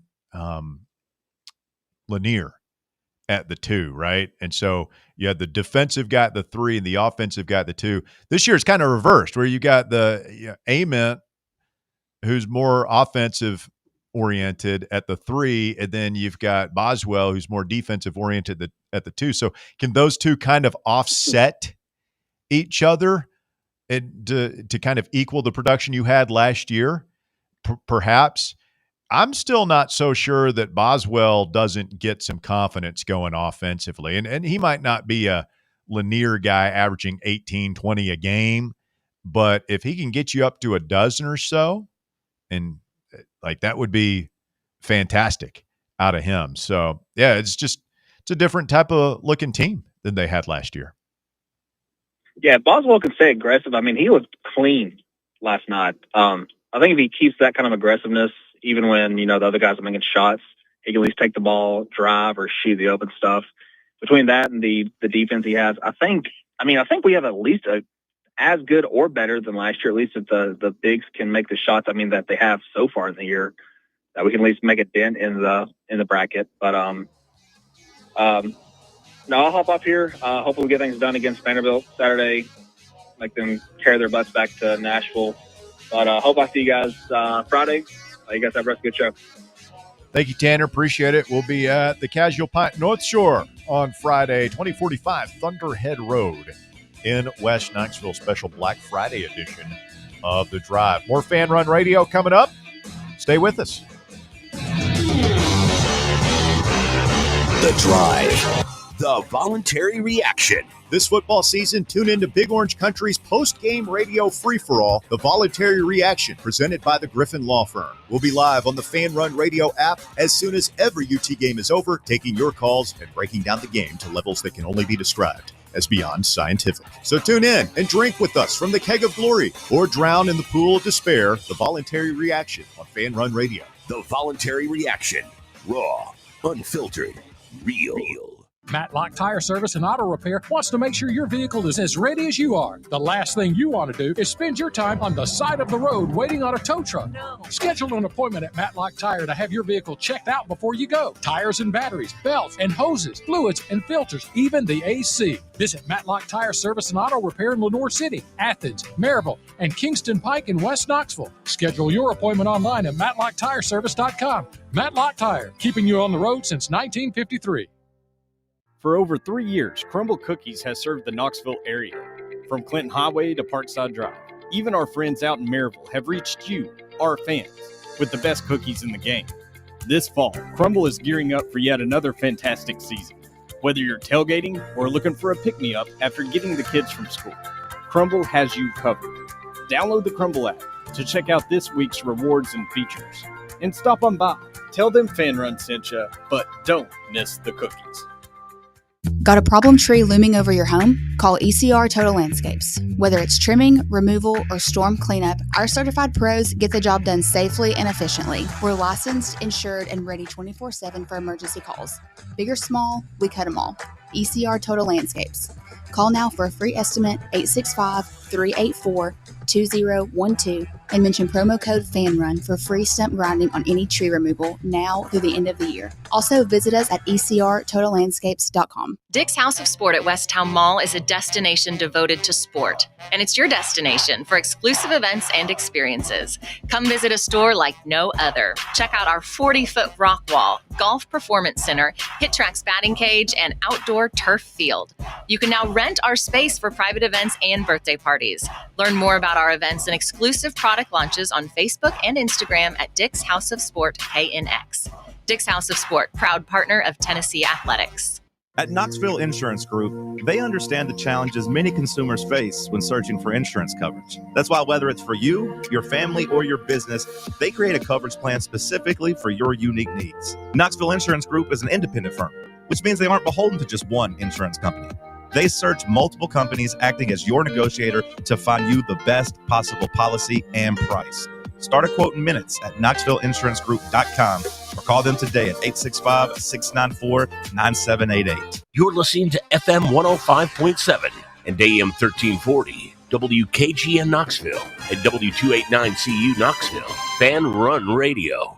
The following radio theater is brought to you by Men's Pro Knoxville. Hey, Dad, can we play football? No, buddy. All right. Pops, want to work out? Maybe later. Hey, kids are in bed. What you up to? Tomorrow? You've got one life, and it's too short for not nows, maybe laters, and tomorrows.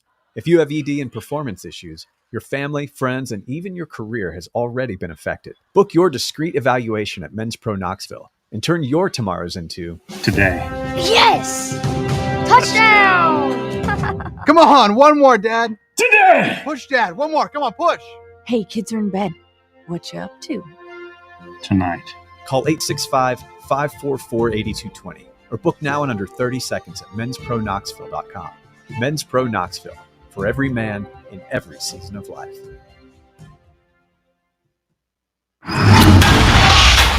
It's time for The Drive's Top 5 at 5. Quitting time on your Wednesday, 5 o'clock here on Fan Run Radio. I'm Russell Smith. Thanks for tuning in to The Drive as we begin our third and final hour. Holiday tomorrow, Turkey Day. Oh, man. Cannot wait. We have a developing situation here in the White Claw Hard Seltzer Studios. Okay. They have there have been some decorations put up outside, and they're like glittery. Yeah. I thought it looks incredible. I want to get out front and say that. Oh, it looks fine. I'm not poo-pooing the idea. I'm just saying there's a potential problem here for those of us who are married, in that there's a lot of glitter everywhere. I've got it on some of my hoodie. I mean, the guys that aren't married, if you go around, like, where you been? I'm going to go home. My wife's going to think I went to the strip club. There's no, I was at work. There's glitter all over everything. It looks like $1 million out there. Mrs. B did a great job with it. Mm-hmm. Glitter on me now. A lot of glitter. I thought you said you were at work. I was. It's on the podcast. You can go listen. I was talking to Bear and Walker. I wasn't there. Hit it, Walker. At number 1, forward Jalen Carey had some strong words about the Vols' front court after number 17, Tennessee, picked up a great win last night versus number 3, Houston, saying, quote, "It proves, and I truly believe, we are the best front court in the country." The win sets up a third-place game between the Vols and the Kansas Jayhawks for a $300,000 prize of NIL funding. Tip-off is at 7 p.m. on TNT. So many great carry plays last night. Is the rebound, and I guess it was Akpara missed the second one, so it was a 3-point play. He just got inside that guy somehow, and he's strong. I don't know if it's that. I'm a sucker. Like I said, I can't remember his first hour. I'm a sucker for the swatting the ball, the rebound, back out to your guard on the perimeter. We also had a crazy play when we were really struggling in the first half where he got the ball, was a little bit awkward with it. There was a double team. You're like, oh, man, this is about to be awful. And somehow he stepped through and, like, spun it off the backboard somehow. Got a bucket. It was just one of the ugliest shots you'll ever see, but, like, we needed it so badly at the time. He moves pretty good for as big as he is. He's just, like, extra large. He was clutch last night for sure. We'll see if he can build on it. No, yeah, he's going to be a guy that in those types of games where it gets super physical, down in the paint, he's an asset for those types of games. He might not be like a matchup fit for every team. Like if he plays Alabama, I don't know if he'd keep up for 25 to 30 minutes in a game, but for a team like Houston or any team that wants to dominate you physically, Jalen Carey's a good player to have. They're going to dominate you. Yeah. Going to physically dominate you. Not with Jalen Carey. I don't know why that just triggered the Arnold voice for me, but it did. Here we are. Thinking about Arnold. Always. They've got, speaking of, I got to tell you guys, have you guys seen the Arnold as George Michael AI video? Like George Michael from Wham? Yeah. I have no idea what you're talking about. Yeah. We'll circle back to it. Go ahead. I just thought you were going with the George Michael sports machine at first. That's my pour favorite one George out for Michael. that. What a great thing that was. You know what the George Michael sports machine was, Walker? Not a clue. He would have loved it, wouldn't he? That was great. Sunday night after the WATE news when George Michael fired up the sports machine, you knew that was the perfect way to cap a great weekend. You see all the highlights, anything you might have missed. Get to see the ones one more time that really made the you guy happy. had a sports machine. Walker, it was like a big computer thing, and he'll pull a lever, and all of a sudden the highlights would start. You think I'm joking? It was a sports machine. You can still find old episodes on YouTube, I believe. That's awesome. You have Thanksgiving I'm pulling weekend one up homework right now. assignment. Here we go. George Michael. Continue, Walker. At number 2, former Tennessee assistant and USF head coach Alex Golesh is close to accepting the job at Arkansas. The Razorbacks have begun notifying other candidates that they will not get the job as they are deep in final negotiations, according to multiple outlets. I'm glad to see him get a shot at the big time. I wonder, I know what Bobo said about this was probably as good a job as he was going to get, but I'm sitting here thinking about everything you said, Russ, about it and about how you're, kind of surrounded. It's kind of a precarious spot to be in over there. Surrounded by Alabama, Auburn. I'm sorry, I'm in the rabbit hole right now on George Michael's sports machine. What are we talking about? Golesh at Arkansas. Yeah. I don't know what to make. I think that's a hard job now. That's what I was saying. Like, I wonder if he could. I wonder if he could have gotten in the Florida FSU conversation. I would much rather be there than Arkansas. Well, I mean, he seems like a weird fit there. Comrade What a- Golish going to coach the Hogs. Native Russian living in Fayetteville.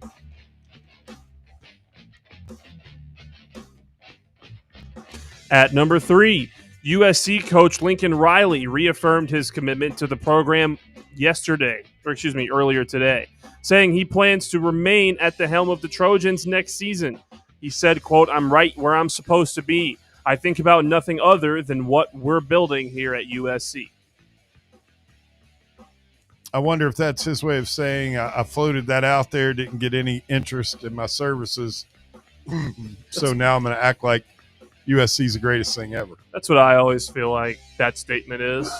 When no one's really talking about you leaving and you tell people I'm not leaving, it's probably because no one was asking you to. Hey, Bear, I found the episode from 94 with where Dion and Andre Rison were fighting in the Georgia Dome. Yeah. And we started like hitting each other in the helmet. Yeah. Couple of idiots. Yeah. Has there been any more words, speaking of hitting people in the helmet, did Juwan get any more further punishment? Not that I've heard. Did he get punished at all? No. I mean, a guy I just hits think you it's in the John Thomas, you get to do whatever you got to do. Hit him right in his tallywhacker. Yeah, he did. The family jewels. You can't just do that and expect not to catch these hands. No. It was a really good. I mean, it was a perfect shot. Oh, he didn't hit a leg. I'll tell you that. I mean, I think people would have been disappointed if Jawan Jennings didn't retaliate in some way. Randall Cunningham just threw a touchdown pass to Herschel Walker at Old Cunningham Texas could Stadium. sling it. Do you know who that is? Yeah, I know who Randall Cunningham is. Mike Vick before Mike Vick. That dude was good. He's a good player. At number 4, there's lots of great Feast Week action tonight and throughout the rest of the week.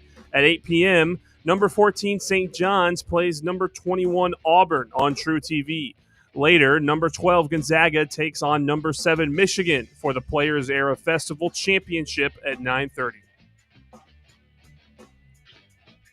You guys going to stay up and watch the championship game? No. I probably will. I might. I don't know. I'm kind of pissed. I'm already pissed because I saw him hyping it up on Twitter the last commercial break. Now I'm mad that we're not in it. Much rather see a shot of like JG or Akpara or any of the guys on that thing playing for $1 million tonight. Sadly, George Michael passed away in 2009. Yeah. No. I knew we had lost him. Rest in peace. On He's the great Christmas sports Eve. machine in the sky. Oh, that's He was 70. brutal. R.I.P. in peace. I can still remember. And what was it? Was it Robot Rock by Daft Punk? Is that the theme music for that? That song came out like 10 years after the show was over, Bear. Robot Rock? I don't know. At number 5, Look it up, Russ. an Italian man stands accused of pension fraud after being caught disguised as his deceased mother while trying to renew her ID card so he could continue collecting her pension. Investigators believe that the mother died of natural causes at 82, but her son never declared her death, instead preserving her body in the family home and impersonating her for 3 years in order to wow. continue receiving her pension. Are you sure this isn't the plot to Psycho? Nope. Story. Real one. Yeah, I saw it. You ever seen that movie? You ever seen the I've original never- Psycho? I have not seen the original That's good. Psycho. It holds up. Does it? Yeah. Okay. Creepy. It's just tough finding time to watch. To sit down and watch movies with so many. So this sports guy on. was a real life. What was the guy's name? Norman Bates. Pretty much, yeah. He concealed his dead mom, pretended to be her. Yeah. Mm-hmm. Yeah. And talking about the slasher. This guy sounds like he had his mom in the deep freeze or something. Something. He said he was storing her at Collecting home. her check. At the home or something. And the only reason he got caught is because he had to renew his ID card. Her ID card. Well, yeah, her ID card. How did he get caught? He dressed up as her. No. Yes. Yeah, he was dressing up as her I and thought this was what you were using gonna pick. that ID card. So he went down to the DMV and drag. Yeah. Oh As my his- god. That's as his senior mom. citizen mom. She's probably at home dead. I'm hoping he threw her in a deep freeze. Special place in hell for that guy. Yeah. Maybe Hitler's go out and get a roommate. job. He's in the room.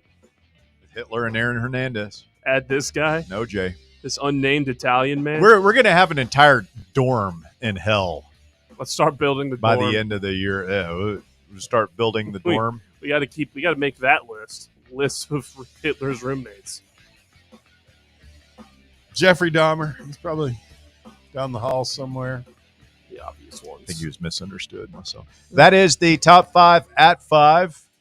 Brought to you this afternoon by our friends over at Matlock Tire and Auto Service. Appreciate them, their support of Fan Run all these years. Check them out online at matlocktireservice.com to schedule your appointment.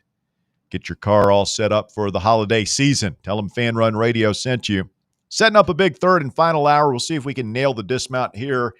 It is holiday time. We have much to be thankful for. If there's something you want to profess your gratitude for, I know gratitude is on the list of awesome things Bear hates, but we'll show our gratitude. You can as well. 865-966-3435, your phone number, 966-3435 if you want to jump on the show here this afternoon. I, for one, am grateful for this golden age of Tennessee sports we're going through. Football program is back in the big time, competing. Never feel like we're out of it before a game starts. Always think we're going to win. Always feel like we can win going into any game we play under Josh Heupel. Thankful for this golden era of Tennessee basketball. It's never been this good. Likely never be this good again. Rick Barnes, truly the gift that keeps on giving. Can't wait to watch his team play again tonight. And Tennessee baseball, a thing we didn't even know we needed in our lives 10 years ago. And something that we cover year-round now. Very thankful for all of these things. It's a really nice list, Russ. It's beautiful. Thank you. I worked really hard on it. Mm-hmm. I can tell. Actually, I just made it up off the top of my head. But it is true. I am thankful for all of those things. And sometimes you got to stop and smell the roses, Walker. You never know. The good old days are right now. You never know where they're going to go. The good old days are right now. Oh, yeah. I mean, you could be bad at sports like that. That's It's why over. I don't It just be over. Got me really quick. So I'm not getting that upset. I want to see us play more discipline next year with football. But I am very thankful personally. I'm very thankful for Josh Heupel and his staff. Mm-hmm. And they've taken this thing that we all love so much, and he's returned it to its rightful, respected place. Do we want to win more games? Sure. And I think he'll get us there. I think he can. I noticed when he was doing his little pregame interview down there at the Swamp, they zoomed in on him, and my guy hadn't seen a razor in a while, and I thought, oh, boy. Here we go. The haters and losers are going to come out and decry his disheveled state if this doesn't go well. But thank God it went well, and nobody said anything. He's low-key developing, coming up. There's getting to be quite the collection of Heupel sideline GIFs. And he's a couple of them are like legendary. I mean, they make me laugh every time I see him. The one where he's like confused the ref, and then he ends it with "You got to be blank and kidding me." That one's good. My favorite from this season by far was the New Mexico State game when one of the walk-ons or whoever it was came in and decapitated one of the opponents way late on the sideline, right in front of him. Right in front of him. He just walks by. He's like, dude. He's like, come on. And just what are you walks away from him. That was it's Untouchable album was so great this year. It was pretty good. Pretty good one, Walker. 865-966-3435, your phone number to get on the show. We are counting down. Tennessee basketball tips off in about an hour and a half against Kansas in the third-place game for the Players Era tournament. Vols are a 4.5-point favorite against the Jayhawks. We get to try our hand against one of the Blue Bloods again tonight. $300,000 up for grabs for the boys. So is that goes to the players? specifically, and they split it between like trying to figure out roundabout if we win how much they'd each make. Well, we got 13 kids on scholarship, or 15, something like that. Well, I mean, do you include the walk-ons? What I was thinking was Barnes would, like a lot of these teams, at least hopefully in a good locker room, kind of like what NBA players will do with the new in-season tournament is like that. The NIL money is like $300K split up amongst 11 people is a lot. Amongst 15 people, it's $20,000 a piece. That's a lot for a walk-on, man. Oh yeah. Like imagine being well, like being for anybody, man. Like I don't know how much guys. Bishop Boswell's making on this year's team, but like you get a $20,000 check. Merry Christmas. Buy your Christmas gifts with that. Heck yeah. I mean, that'd be a big deal to me. And I mean, those guys work hard. You can't tell me they don't work hard in practice. Without all the glory, I think they're on the trip. If you're on the bench, you're in a uniform, you should get your cut. Oh yeah. 100%. Is that socialism, Russ? A little bit. You okay with it though? I mean, or do you just want to split it between the? Well, they're not all getting the same NIL. Well, no. So where do you draw the line? If you didn't play in like guys that didn't get minutes last night, do they not get a cut? I don't think it's socialism to suggest, because there are some other things that it is a recruiting tool, right? Hey, come to Tennessee. We got our walk-ons made $20,000 last year. And by the way, the difference is $300,000 split amongst 15 guys is $20,000 each. $1 million split amongst 55 guys is $66,000 each. So you're talking about like over three times as much money. Is that mad again? If you get, that's what I mean. If I were on the one of the scoring teams system has deprived them of. If I were on, like us, Kansas, Iowa State, who's another team? Who's the other? Is there another 2-0 team? I would be furious. Because who's to say? I mean, I realize Gonzaga and Michigan looked unbelievable last night, but we did too. What would you do with $20,000 just fell in your lap, Bear? Cash or like reportable? Yeah, I mean $20,000. I don't know. I'm socking it away because it's not enough to retire on or anything. It's not even enough to buy like a new car. But I'd buy something with maybe spend like $1,000 on something cool. Yeah, I'm thinking I would pay like I would sock most of it away, but maybe carve out like go on a nice vacation. Yeah, take the kids to Disney. Maybe go on a cruise. Maybe go. I don't know. I might go back to New York for a trip or go to LA again. Mm-hmm. Go have an experience, as they say. Oh yeah. I'm intrigued about the Grand Canyon. It's very cool. Seen it. Sick. Like the idea, I know I can never do it. You got to do the rafting thing, man. That's what I was getting ready to say. Like, I would love to think, I wish I could do that, but I just don't think it's not terribly physically strenuous.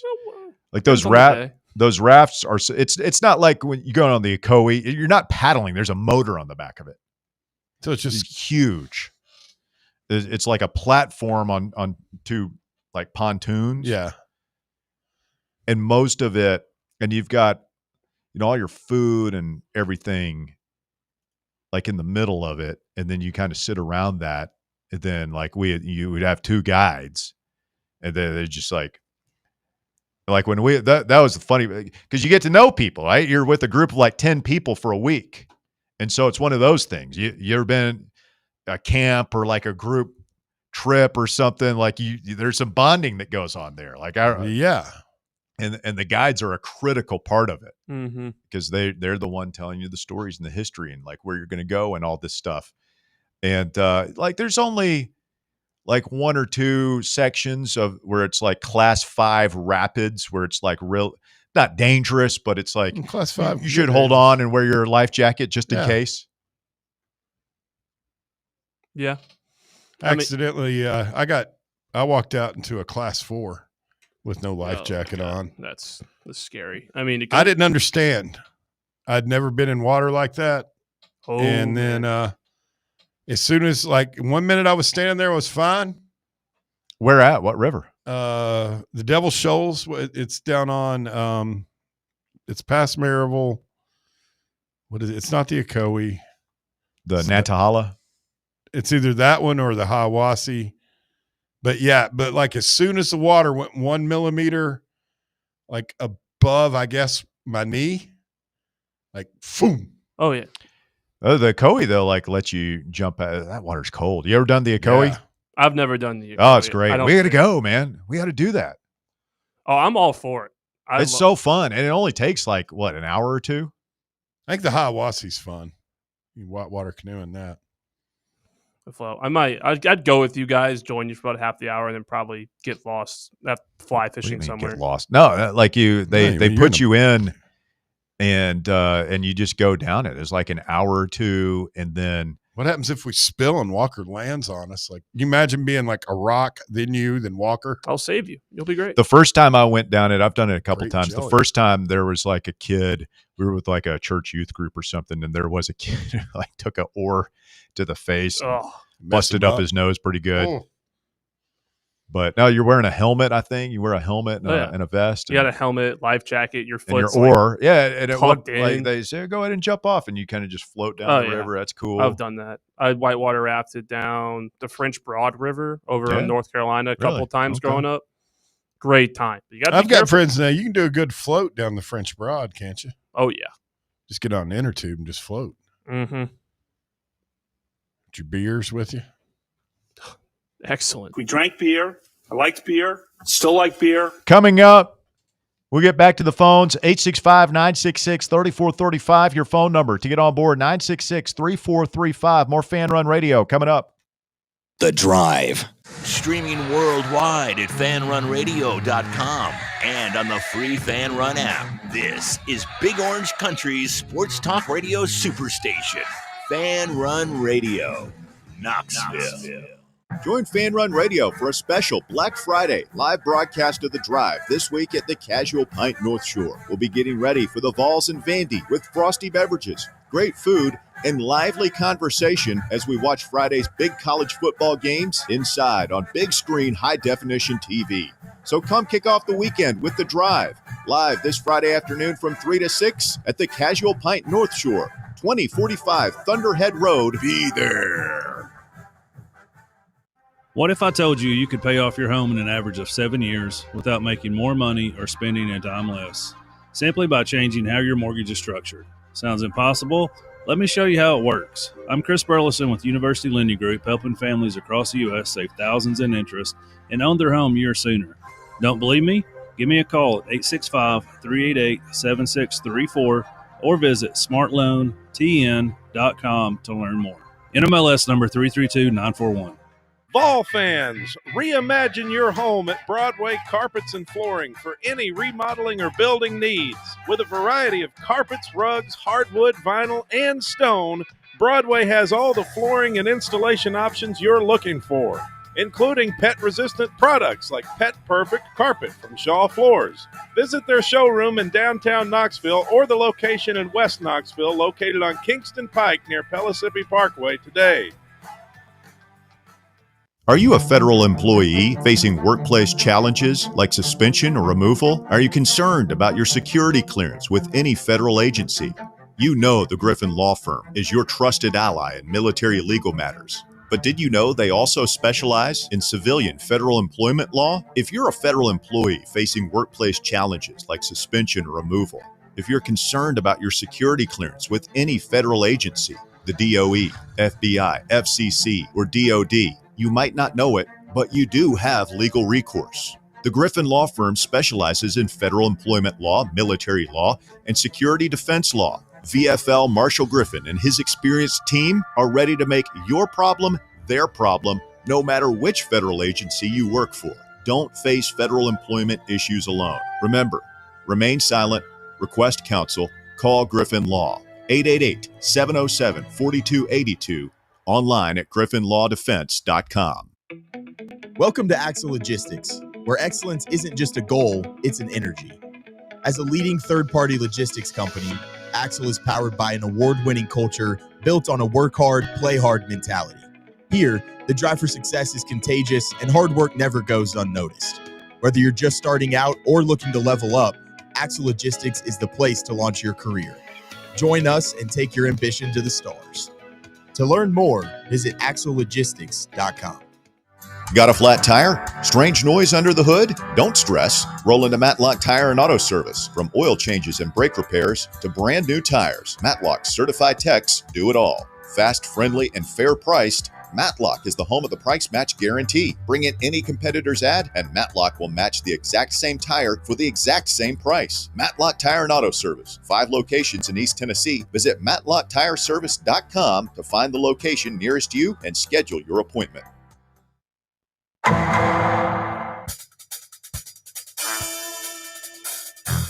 You remember Florida baseball coach Kevin O'Sullivan took a leave of absence? Sully, yeah. You're wondering what that's all about. We're getting some more information now. He has been identified in October by state child welfare investigators as the subject of verbal abuse allegations made by one of his teenage children, according to law enforcement records. Records show that the State Department of Children and Families planned to remove the child from O'Sullivan's home on October 16th, 6 days before Florida announced that O'Sullivan, the most successful baseball coach in the university's history, was taking an indefinite leave of absence to address personal and family issues.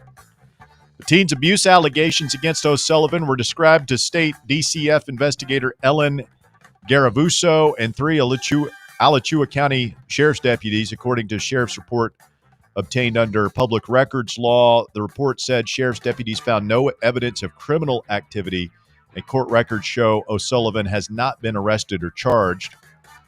In the report, deputy wrote that the teen said O'Sullivan, who shares custody of his 2 children with their mother, had been verbally abusive and is, quote, constantly yelling and screaming at the teen.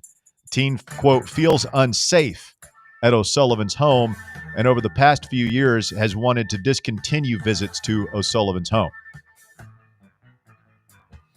Huh. Jeez. That's dark. Yeah, I mean, you want to know, isn't. like, what? Now, that dude seems pretty intense. Like, I can imagine being yelled at by him would be unpleasant. Yeah, but, I mean... Is this a generation being a little too soft? I mean, I don't know. I don't know how bad you got talked to when you were growing up, but I do know that you've related to everybody. My old man could shake the house with his... Oh, yeah. Spare the rod, spoil the child. School of thinking. Yeah. He'd shake the house yelling. Yeah, I mean, I was never like... I never thought about calling anybody about it. I never considered it abuse. It's just like, man, I'm messed up. And Dad's going to set me straight. And my brothers threatened to call the cops on me one time. We got into it. But never, I would never think about calling the cops. And your dad? Although I imagine it'd be pretty bad from him. O'Sullivan told authorities he has not hit the teen, but raises his voice during disputes involving the teen's cell phone. Kevin stated that he wished he had dealt with the situation differently. I'm sure he did. I got to say, I'm going to speak up for Kevin a little bit. I wish we were living a different time where, obviously the yelling wasn't working. I mean, it sounds to me like maybe Kevin should have, gone to the belt. I mean, at what point do you remember when you got physically too big for your parents to, like, let's say beat on you, I remember when my mom did. When you get to that age where, like, mom throwing the shoe at you or whatever, like, can't hurt, like, that was a good feeling. That was like my pops, he punched me like the week before he passed. And I'd never been hit like that before. I called my mom a nasty name. I didn't realize he was in the house. Set you straight? Yeah. Phrase might have been, if you ever talk to my wife that way again, I'll kill you. Wasn't my mom anymore. It's his wife. Yeah, we'll see what happens. I don't know, man. I can also, there's also something else going on here. Those aren't his biological children, right? I don't know. No. These are. I think this is from when he was married, right before he had the affair with the woman. No, careful now. You're gonna get sued. Like allegedly, he had. There was whatever happened. There was a really weird thing going on with. Yeah, these are. If they're not his biological children, why are they being forced to visit with him? Oh, I don't know. I don't know. I might be wrong here, but it'll. Yeah, it's his first marriage. I don't know exactly what to make of all that. So the woman that he's married to now, like her husband and kids died or something in some tragic accident. Yeah, like murder suicide. Yeah, it's awful. Yeah, there was a lot of stuff got said. Yeah, there's a lot. Who knows? Who knows Nobody what knows. happens in people's lives? All right, that is the docket brought to you by the law offices of Jerry R. Givens, another sponsor we're very thankful to be affiliated with here on The Drive. Jerry's a good friend of mine, and he is a great lawyer. If you find yourself, for whatever reason, in need of legal advice, I'm very lucky I've never been in a courtroom as having anything to do with a defendant or plaintiff or anything. But I know. And I have had some legal questions. Jerry's the guy I call. Like, just run things by him. You can do that too. It's a free consultation. You can call him and tell him I sent you. He'll walk you through whatever you need to know. 865-801-9250. He specializes in family law. So if you're going through a divorce, it's a great person to call. And bankruptcy, if you're having financial issues, great person to call. He can also help you if you've been arrested, if you've got a DUI. He can walk you through that situation. If you've got personal injury questions, he can work with you on that too. He's got experience in over 80 courts in the great state of Tennessee. So if you need legal advice, don't hesitate to call.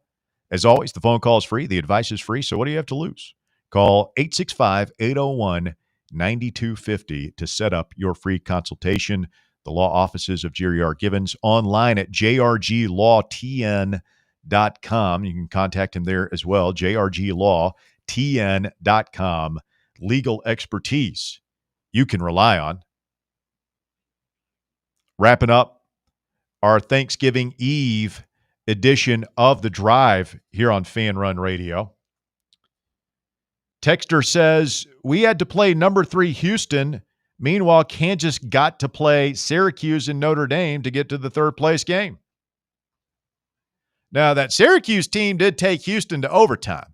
Mm-hmm. Yeah, they did. I think they were a little worn out. So they might be better than we're giving them credit for. I think that guy's doing what's his name? Is it Autry? Is doing a pretty good. Well, I don't hold anything against Kansas. I mean, we got to play them. It's if you're upset about we're comparing ourselves to Gonzaga and Michigan, right? Yeah. Who did we ever figure out who they played to get there? I know Gonzaga beat the brakes off Buzz Williams in Maryland last night, and then Michigan bent little Stephen effing Pearl over a barrel and showed him the 50 states. Yeah, he spanked his bare bottom. Yeah, it was B2A. It's unwatchable. It was such a blowout. Both those games were like I stopped. I just cut them off. I mean, I couldn't even derive any enjoyment out of watching Stephen Pearl get his brains beat. I watched to the end of that one. I did not finish the. What's up with the weird red splotches he gets? Personal appearance is not show fodder, Bear. Come on. You've never had a skin problem? I don't know. You've never had a rash, a wart, a boil? Yeah. Something like that? Yeah. I mean, everybody has, but I don't know. It happens. So Michigan beat San Diego State by 40 in their first game of the Players era, and Gonzaga beat Alabama by 10 in their first game. Alabama and Auburn, our SEC brethren, they didn't do us any favors, did they? No, they did not. How did Bama do last night against UNLV? I did not stay up for that one. I didn't either, but I'll check the score real quick. I think they smoked them, if I'm not mistaken. Yeah, it was. They beat them 115-76. NBA. Bama's got a good team again. Justin Hanna's in the text box. He says, all I want for Christmas is to have Pavia's whole family within sound of my voice Saturday afternoon. Come on, Justin. Come on. What you're not going to support? He's not going to physically I just cost want them. to be careful. You end up fighting. You don't want to go mano a mano him versus The Salamanca twins. Calamity Jane and her two boys. I support a little vocal harassment and intimidation because you know what? That boy Pavia has been bumping his gums for over a year now. He's bumped Grabbing his his gums junk. before that game last year, and we put him in a pine box and sent him back to mama. And he didn't learn his lesson. He needs to be taught a lesson.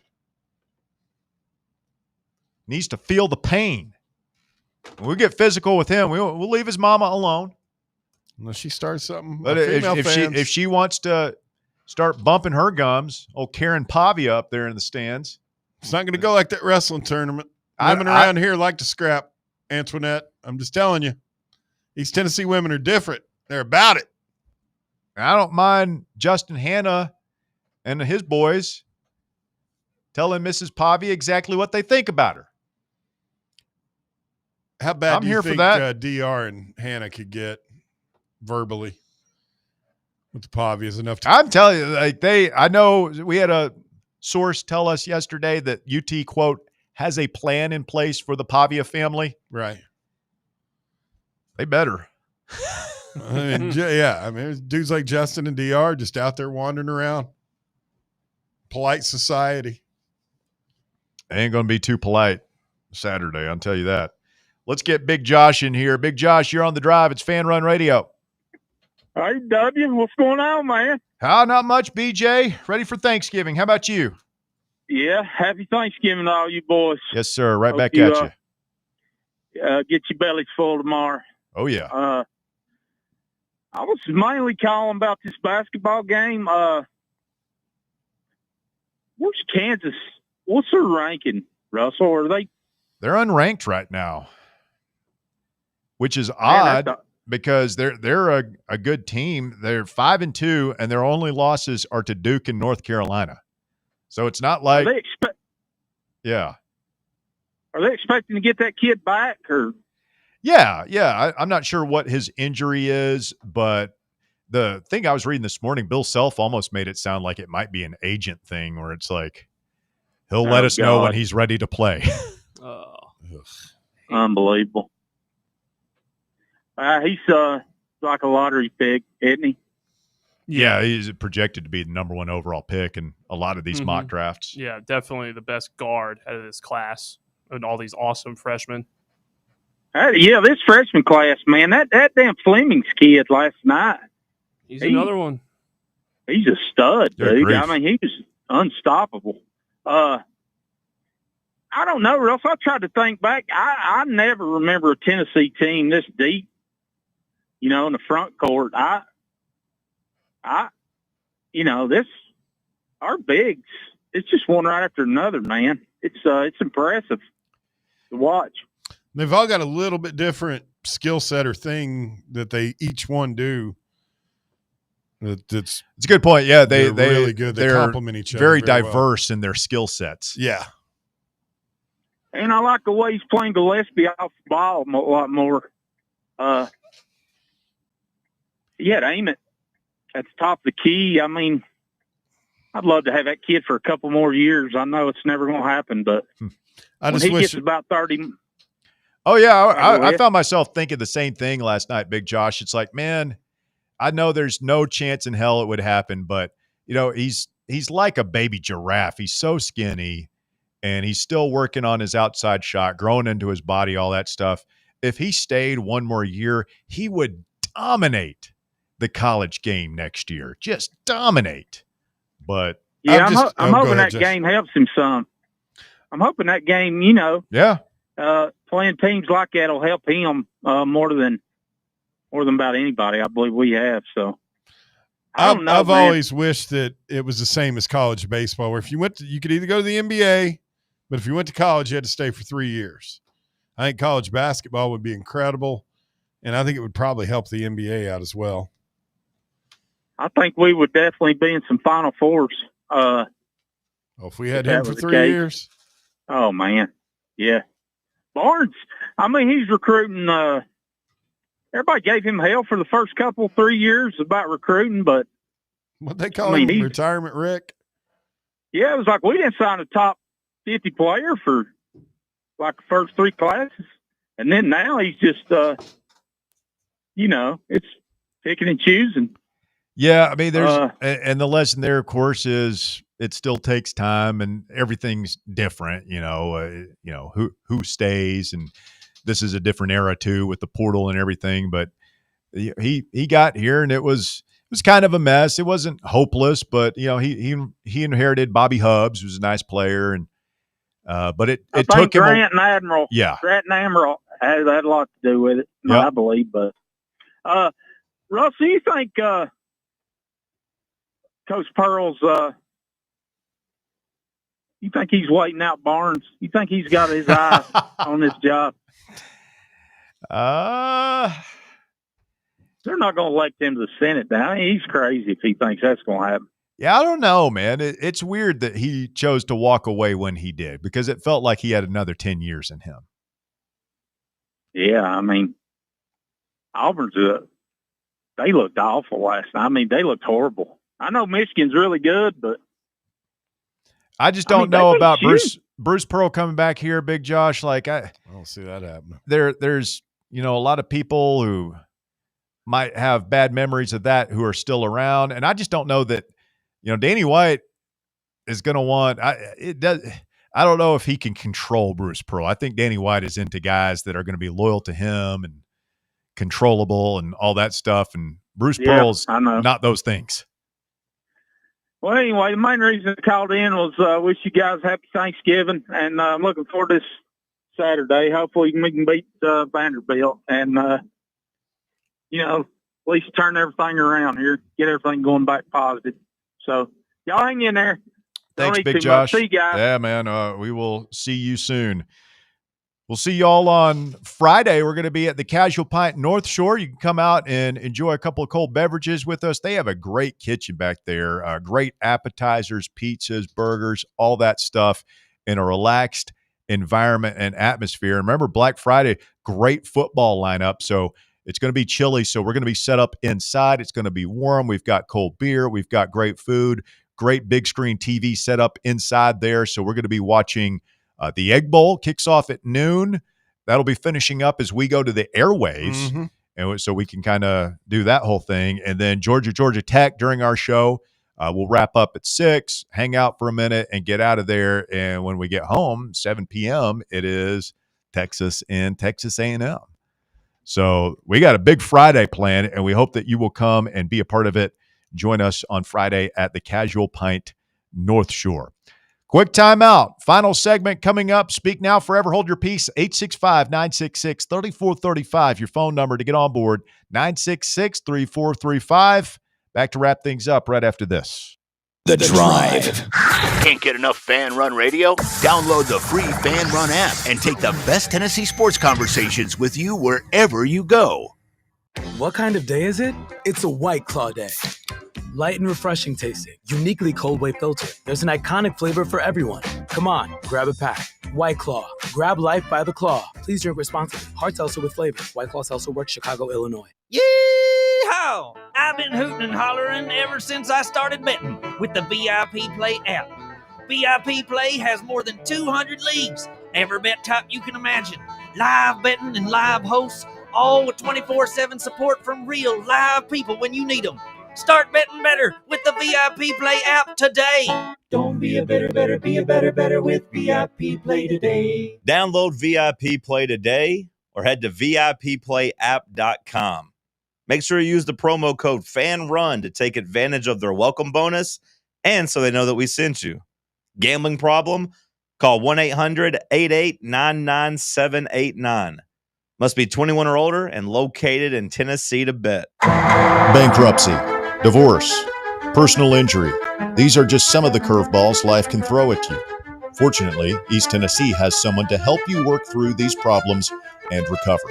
The law offices of Jerry R. Givens. If you're in need of legal advice, call today to set up a free, no-obligation consultation. 865-801-9250.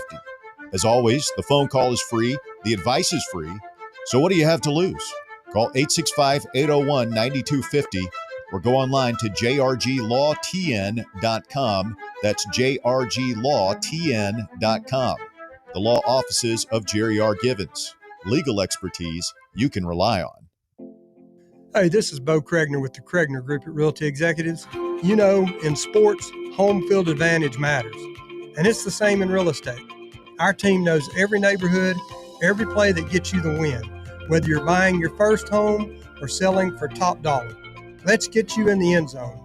Call me today at 865-742-1035 or visit BoKnowsHouses.com. The Kregner Group, walking by faith, serving others.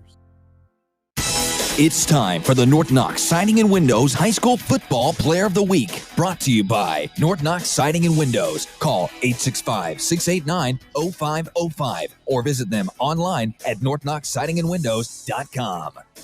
This week's North Knox Siding and Windows High School Football Player of the Week is Halls High School wide receiver Brody Rogers. Rogers helped lead Halls to a 28-21 win over Central in the playoffs last week. Rogers had 8 catches for 116 yards and 2 touchdowns as the Red Devils advanced to the state semifinals against Sevier County this week. Halls High School's Brody Rogers, this week's North Knox Siding and Windows High School Football Player of the Week. North Knox Siding and Windows, locally owned and operated, they can handle all your siding, window, gutter, and roofing needs. Call 865-689-0505 for a free estimate or go online to northknoxsidingandwindows.com. The following radio theater is brought to you by Men's Pro Knoxville. Hey, Dad, can we play football? No, no, buddy. All right. Pops, want to work out? Maybe later. Hey, kids are in bed. What you up to? Tomorrow? You've got one life, and it's too short for not nows, maybe laters, and tomorrows. If you have ED and performance issues, your family, friends, and even your career has already been affected. Book your discreet evaluation at Men's Pro Knoxville and turn your tomorrows into today. Yes! Touchdown! Come on, one more, Dad. Today! Push, Dad. One more. Come on, push. Hey, kids are in bed. What you up to? Tonight. Call 865-544-8220 or book now in under 30 seconds at menspronknoxville.com. Men's Pro Knoxville, for every man in every season of life.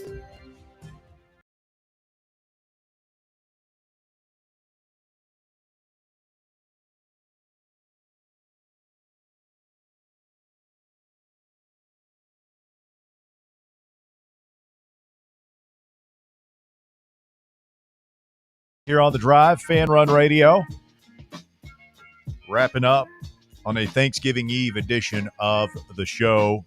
Russell Barron Walker back with you. All right, Walker, what are you thankful for? Oh, I do want to, something someone said earlier, definitely thankful for everything Tony Vitello did for us while I was here. No, it was a fast and abrupt breakup with him, but, I mean, memories from him, awesome.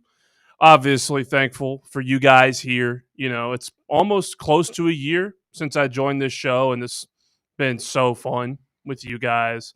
Thankful for Josh Heupel. Thankful for Rick Barnes, my mom, my brothers. Thankful for it all.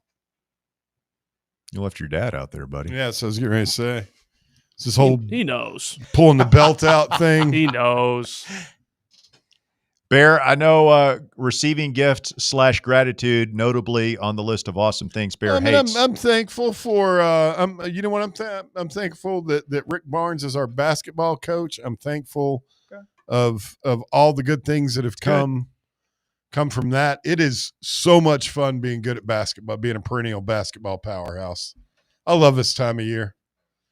Thankful for you guys. I'm really thankful for the big dog, Ryan Brown. We've come a long way. We went from, the old fan run, the old bomb shelter. It was a little dark, a little dank, and now dangerous. We're a little dangerous in a hood. But I'm very thankful for all the really cool toys that Ryan's gotten us and all his support for the shows and everything. I'm also thankful for Cody McClure, Sam Beard. Now you're going to leave somebody out. You left William out. You're not thankful for Overtime Bill? Yeah, Bill's loosely affiliated with our crew. Loosely affiliated? He works here. He is in our crew. No, not that crew. The other crew. What crew? The guys that, the producers and people that kind of get run down by the hosts. But I love the cliques that exist only in Bear's head. Yeah. There's just all these cliques around Fan Run. There really aren't. It's just like, I don't know. I don't feel like there are. I'm thankful for everybody here at Fan Run. We have a good time, man. It's a lot of fun. We do. Thankful for all the sponsors, all the listeners, everybody. We have much to be grateful for. All right, Bear, I got one more wacky story for you. I've been sitting on this one for a long time, too, like a week. I've had it in my notes, and we really don't have enough time, but I've got to get it out there. Circle back to it. A Chinese man who cryogenically froze his dead wife has sparked an online moral debate after Chinese media revealed he's been dating a new girlfriend as his former partner lay preserved in liquid nitrogen. My first question, was she dead when they slid her into the liquid nitrogen? Yes, it's not Han Solo being frozen in carbonite. Yeah, Bear, like she was dead. I'm just asking. She died from lung cancer in 2017 at the age of 49. So that's very young, right? So he's distraught. He has her cryogenically frozen in case medical science advances to the point they bring her back to life. His wife can It's a little strange, but you get it, right? You get the sentiment there. Well, that was 8 years ago. And he's moved on. He's 57 now. And he's got a new girlfriend. Good for him. She's not, I guess the new girlfriend doesn't really like the idea of the popsicle. Well, I'm just wondering, like, if it raises the question, like if you were dating a woman and like I'm 45, you're in your mid 50s, like so you're dating like a 50-ish and you find out that her husband passed away at the age of 40. She's got him frozen. She's got him frozen. He might come back. You're really into this chick. You love her. Yeah. Well, number one, I really don't believe in cryogenics. Like, what do you mean you don't believe in it? Like it's a thing. It may be. You don't believe that it'll ever get to the point where they bring him back? Well, you don't know that. Sure, I do. You don't know anything about the future. I think it's hoodoo. I mean, I think it's an industry that preys on people's emotions. But you're dead. You're dead. You're not coming back right now. You don't know what it's going to be like. If you had told people 50 years ago about AI, you're going to bring somebody back from the dead. You're going to have to cure them of a hideous disease that's already killed them. That would suck. Like, welcome back. It's 50 years in the future. We got still don't AI, have a cure cell for phones, cancer. and everything, but you still got cancer. I don't know what to do about that. Yeah. You would be more likely to get me to believe that your whole cloud theory, that Walker's generation is the last one that's going to die, or ours is. Oh, yeah. Well, no, I mean, like that's whole weird thing. that's going to happen. Like, I mean, that technology is already in development. Oh, yeah. So our consciousness, if you had told people that 30, 40, 50 years ago, that you would have like, that's crazy. So why is cryogenics crazy? It's just everything I've ever read about it. It's junk. Like, who is it? Somebody's just got like their head frozen. Ted Williams is frozen somewhere. Is it Ted? Yep. Mm-hmm. Like, what the hell's he gonna?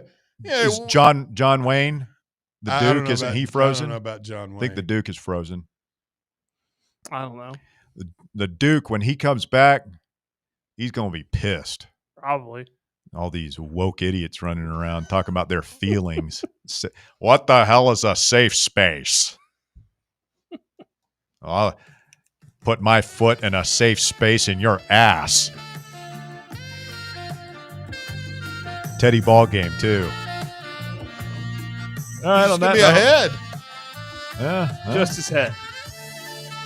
Have a great Thanksgiving. We'll talk to you Friday at the Casual Pint North Shore. The Drive. Your smile says it all, so make sure it's saying the right thing. At Knoxville Smiles, we believe healthy teeth mean happy lives. Now through the end of the year, we're offering half-price whitening with a cleaning. That's right, half-price whitening with a routine teeth cleaning at Knoxville Smiles. Call today to set up your appointment. 865-539-1776. That's 865-539-1776. Or book online at knoxvillesmiles.com. Don't wait another day to love your smile. Smile brighter with Knoxville Smiles. Located in Knoxville's historic Old City,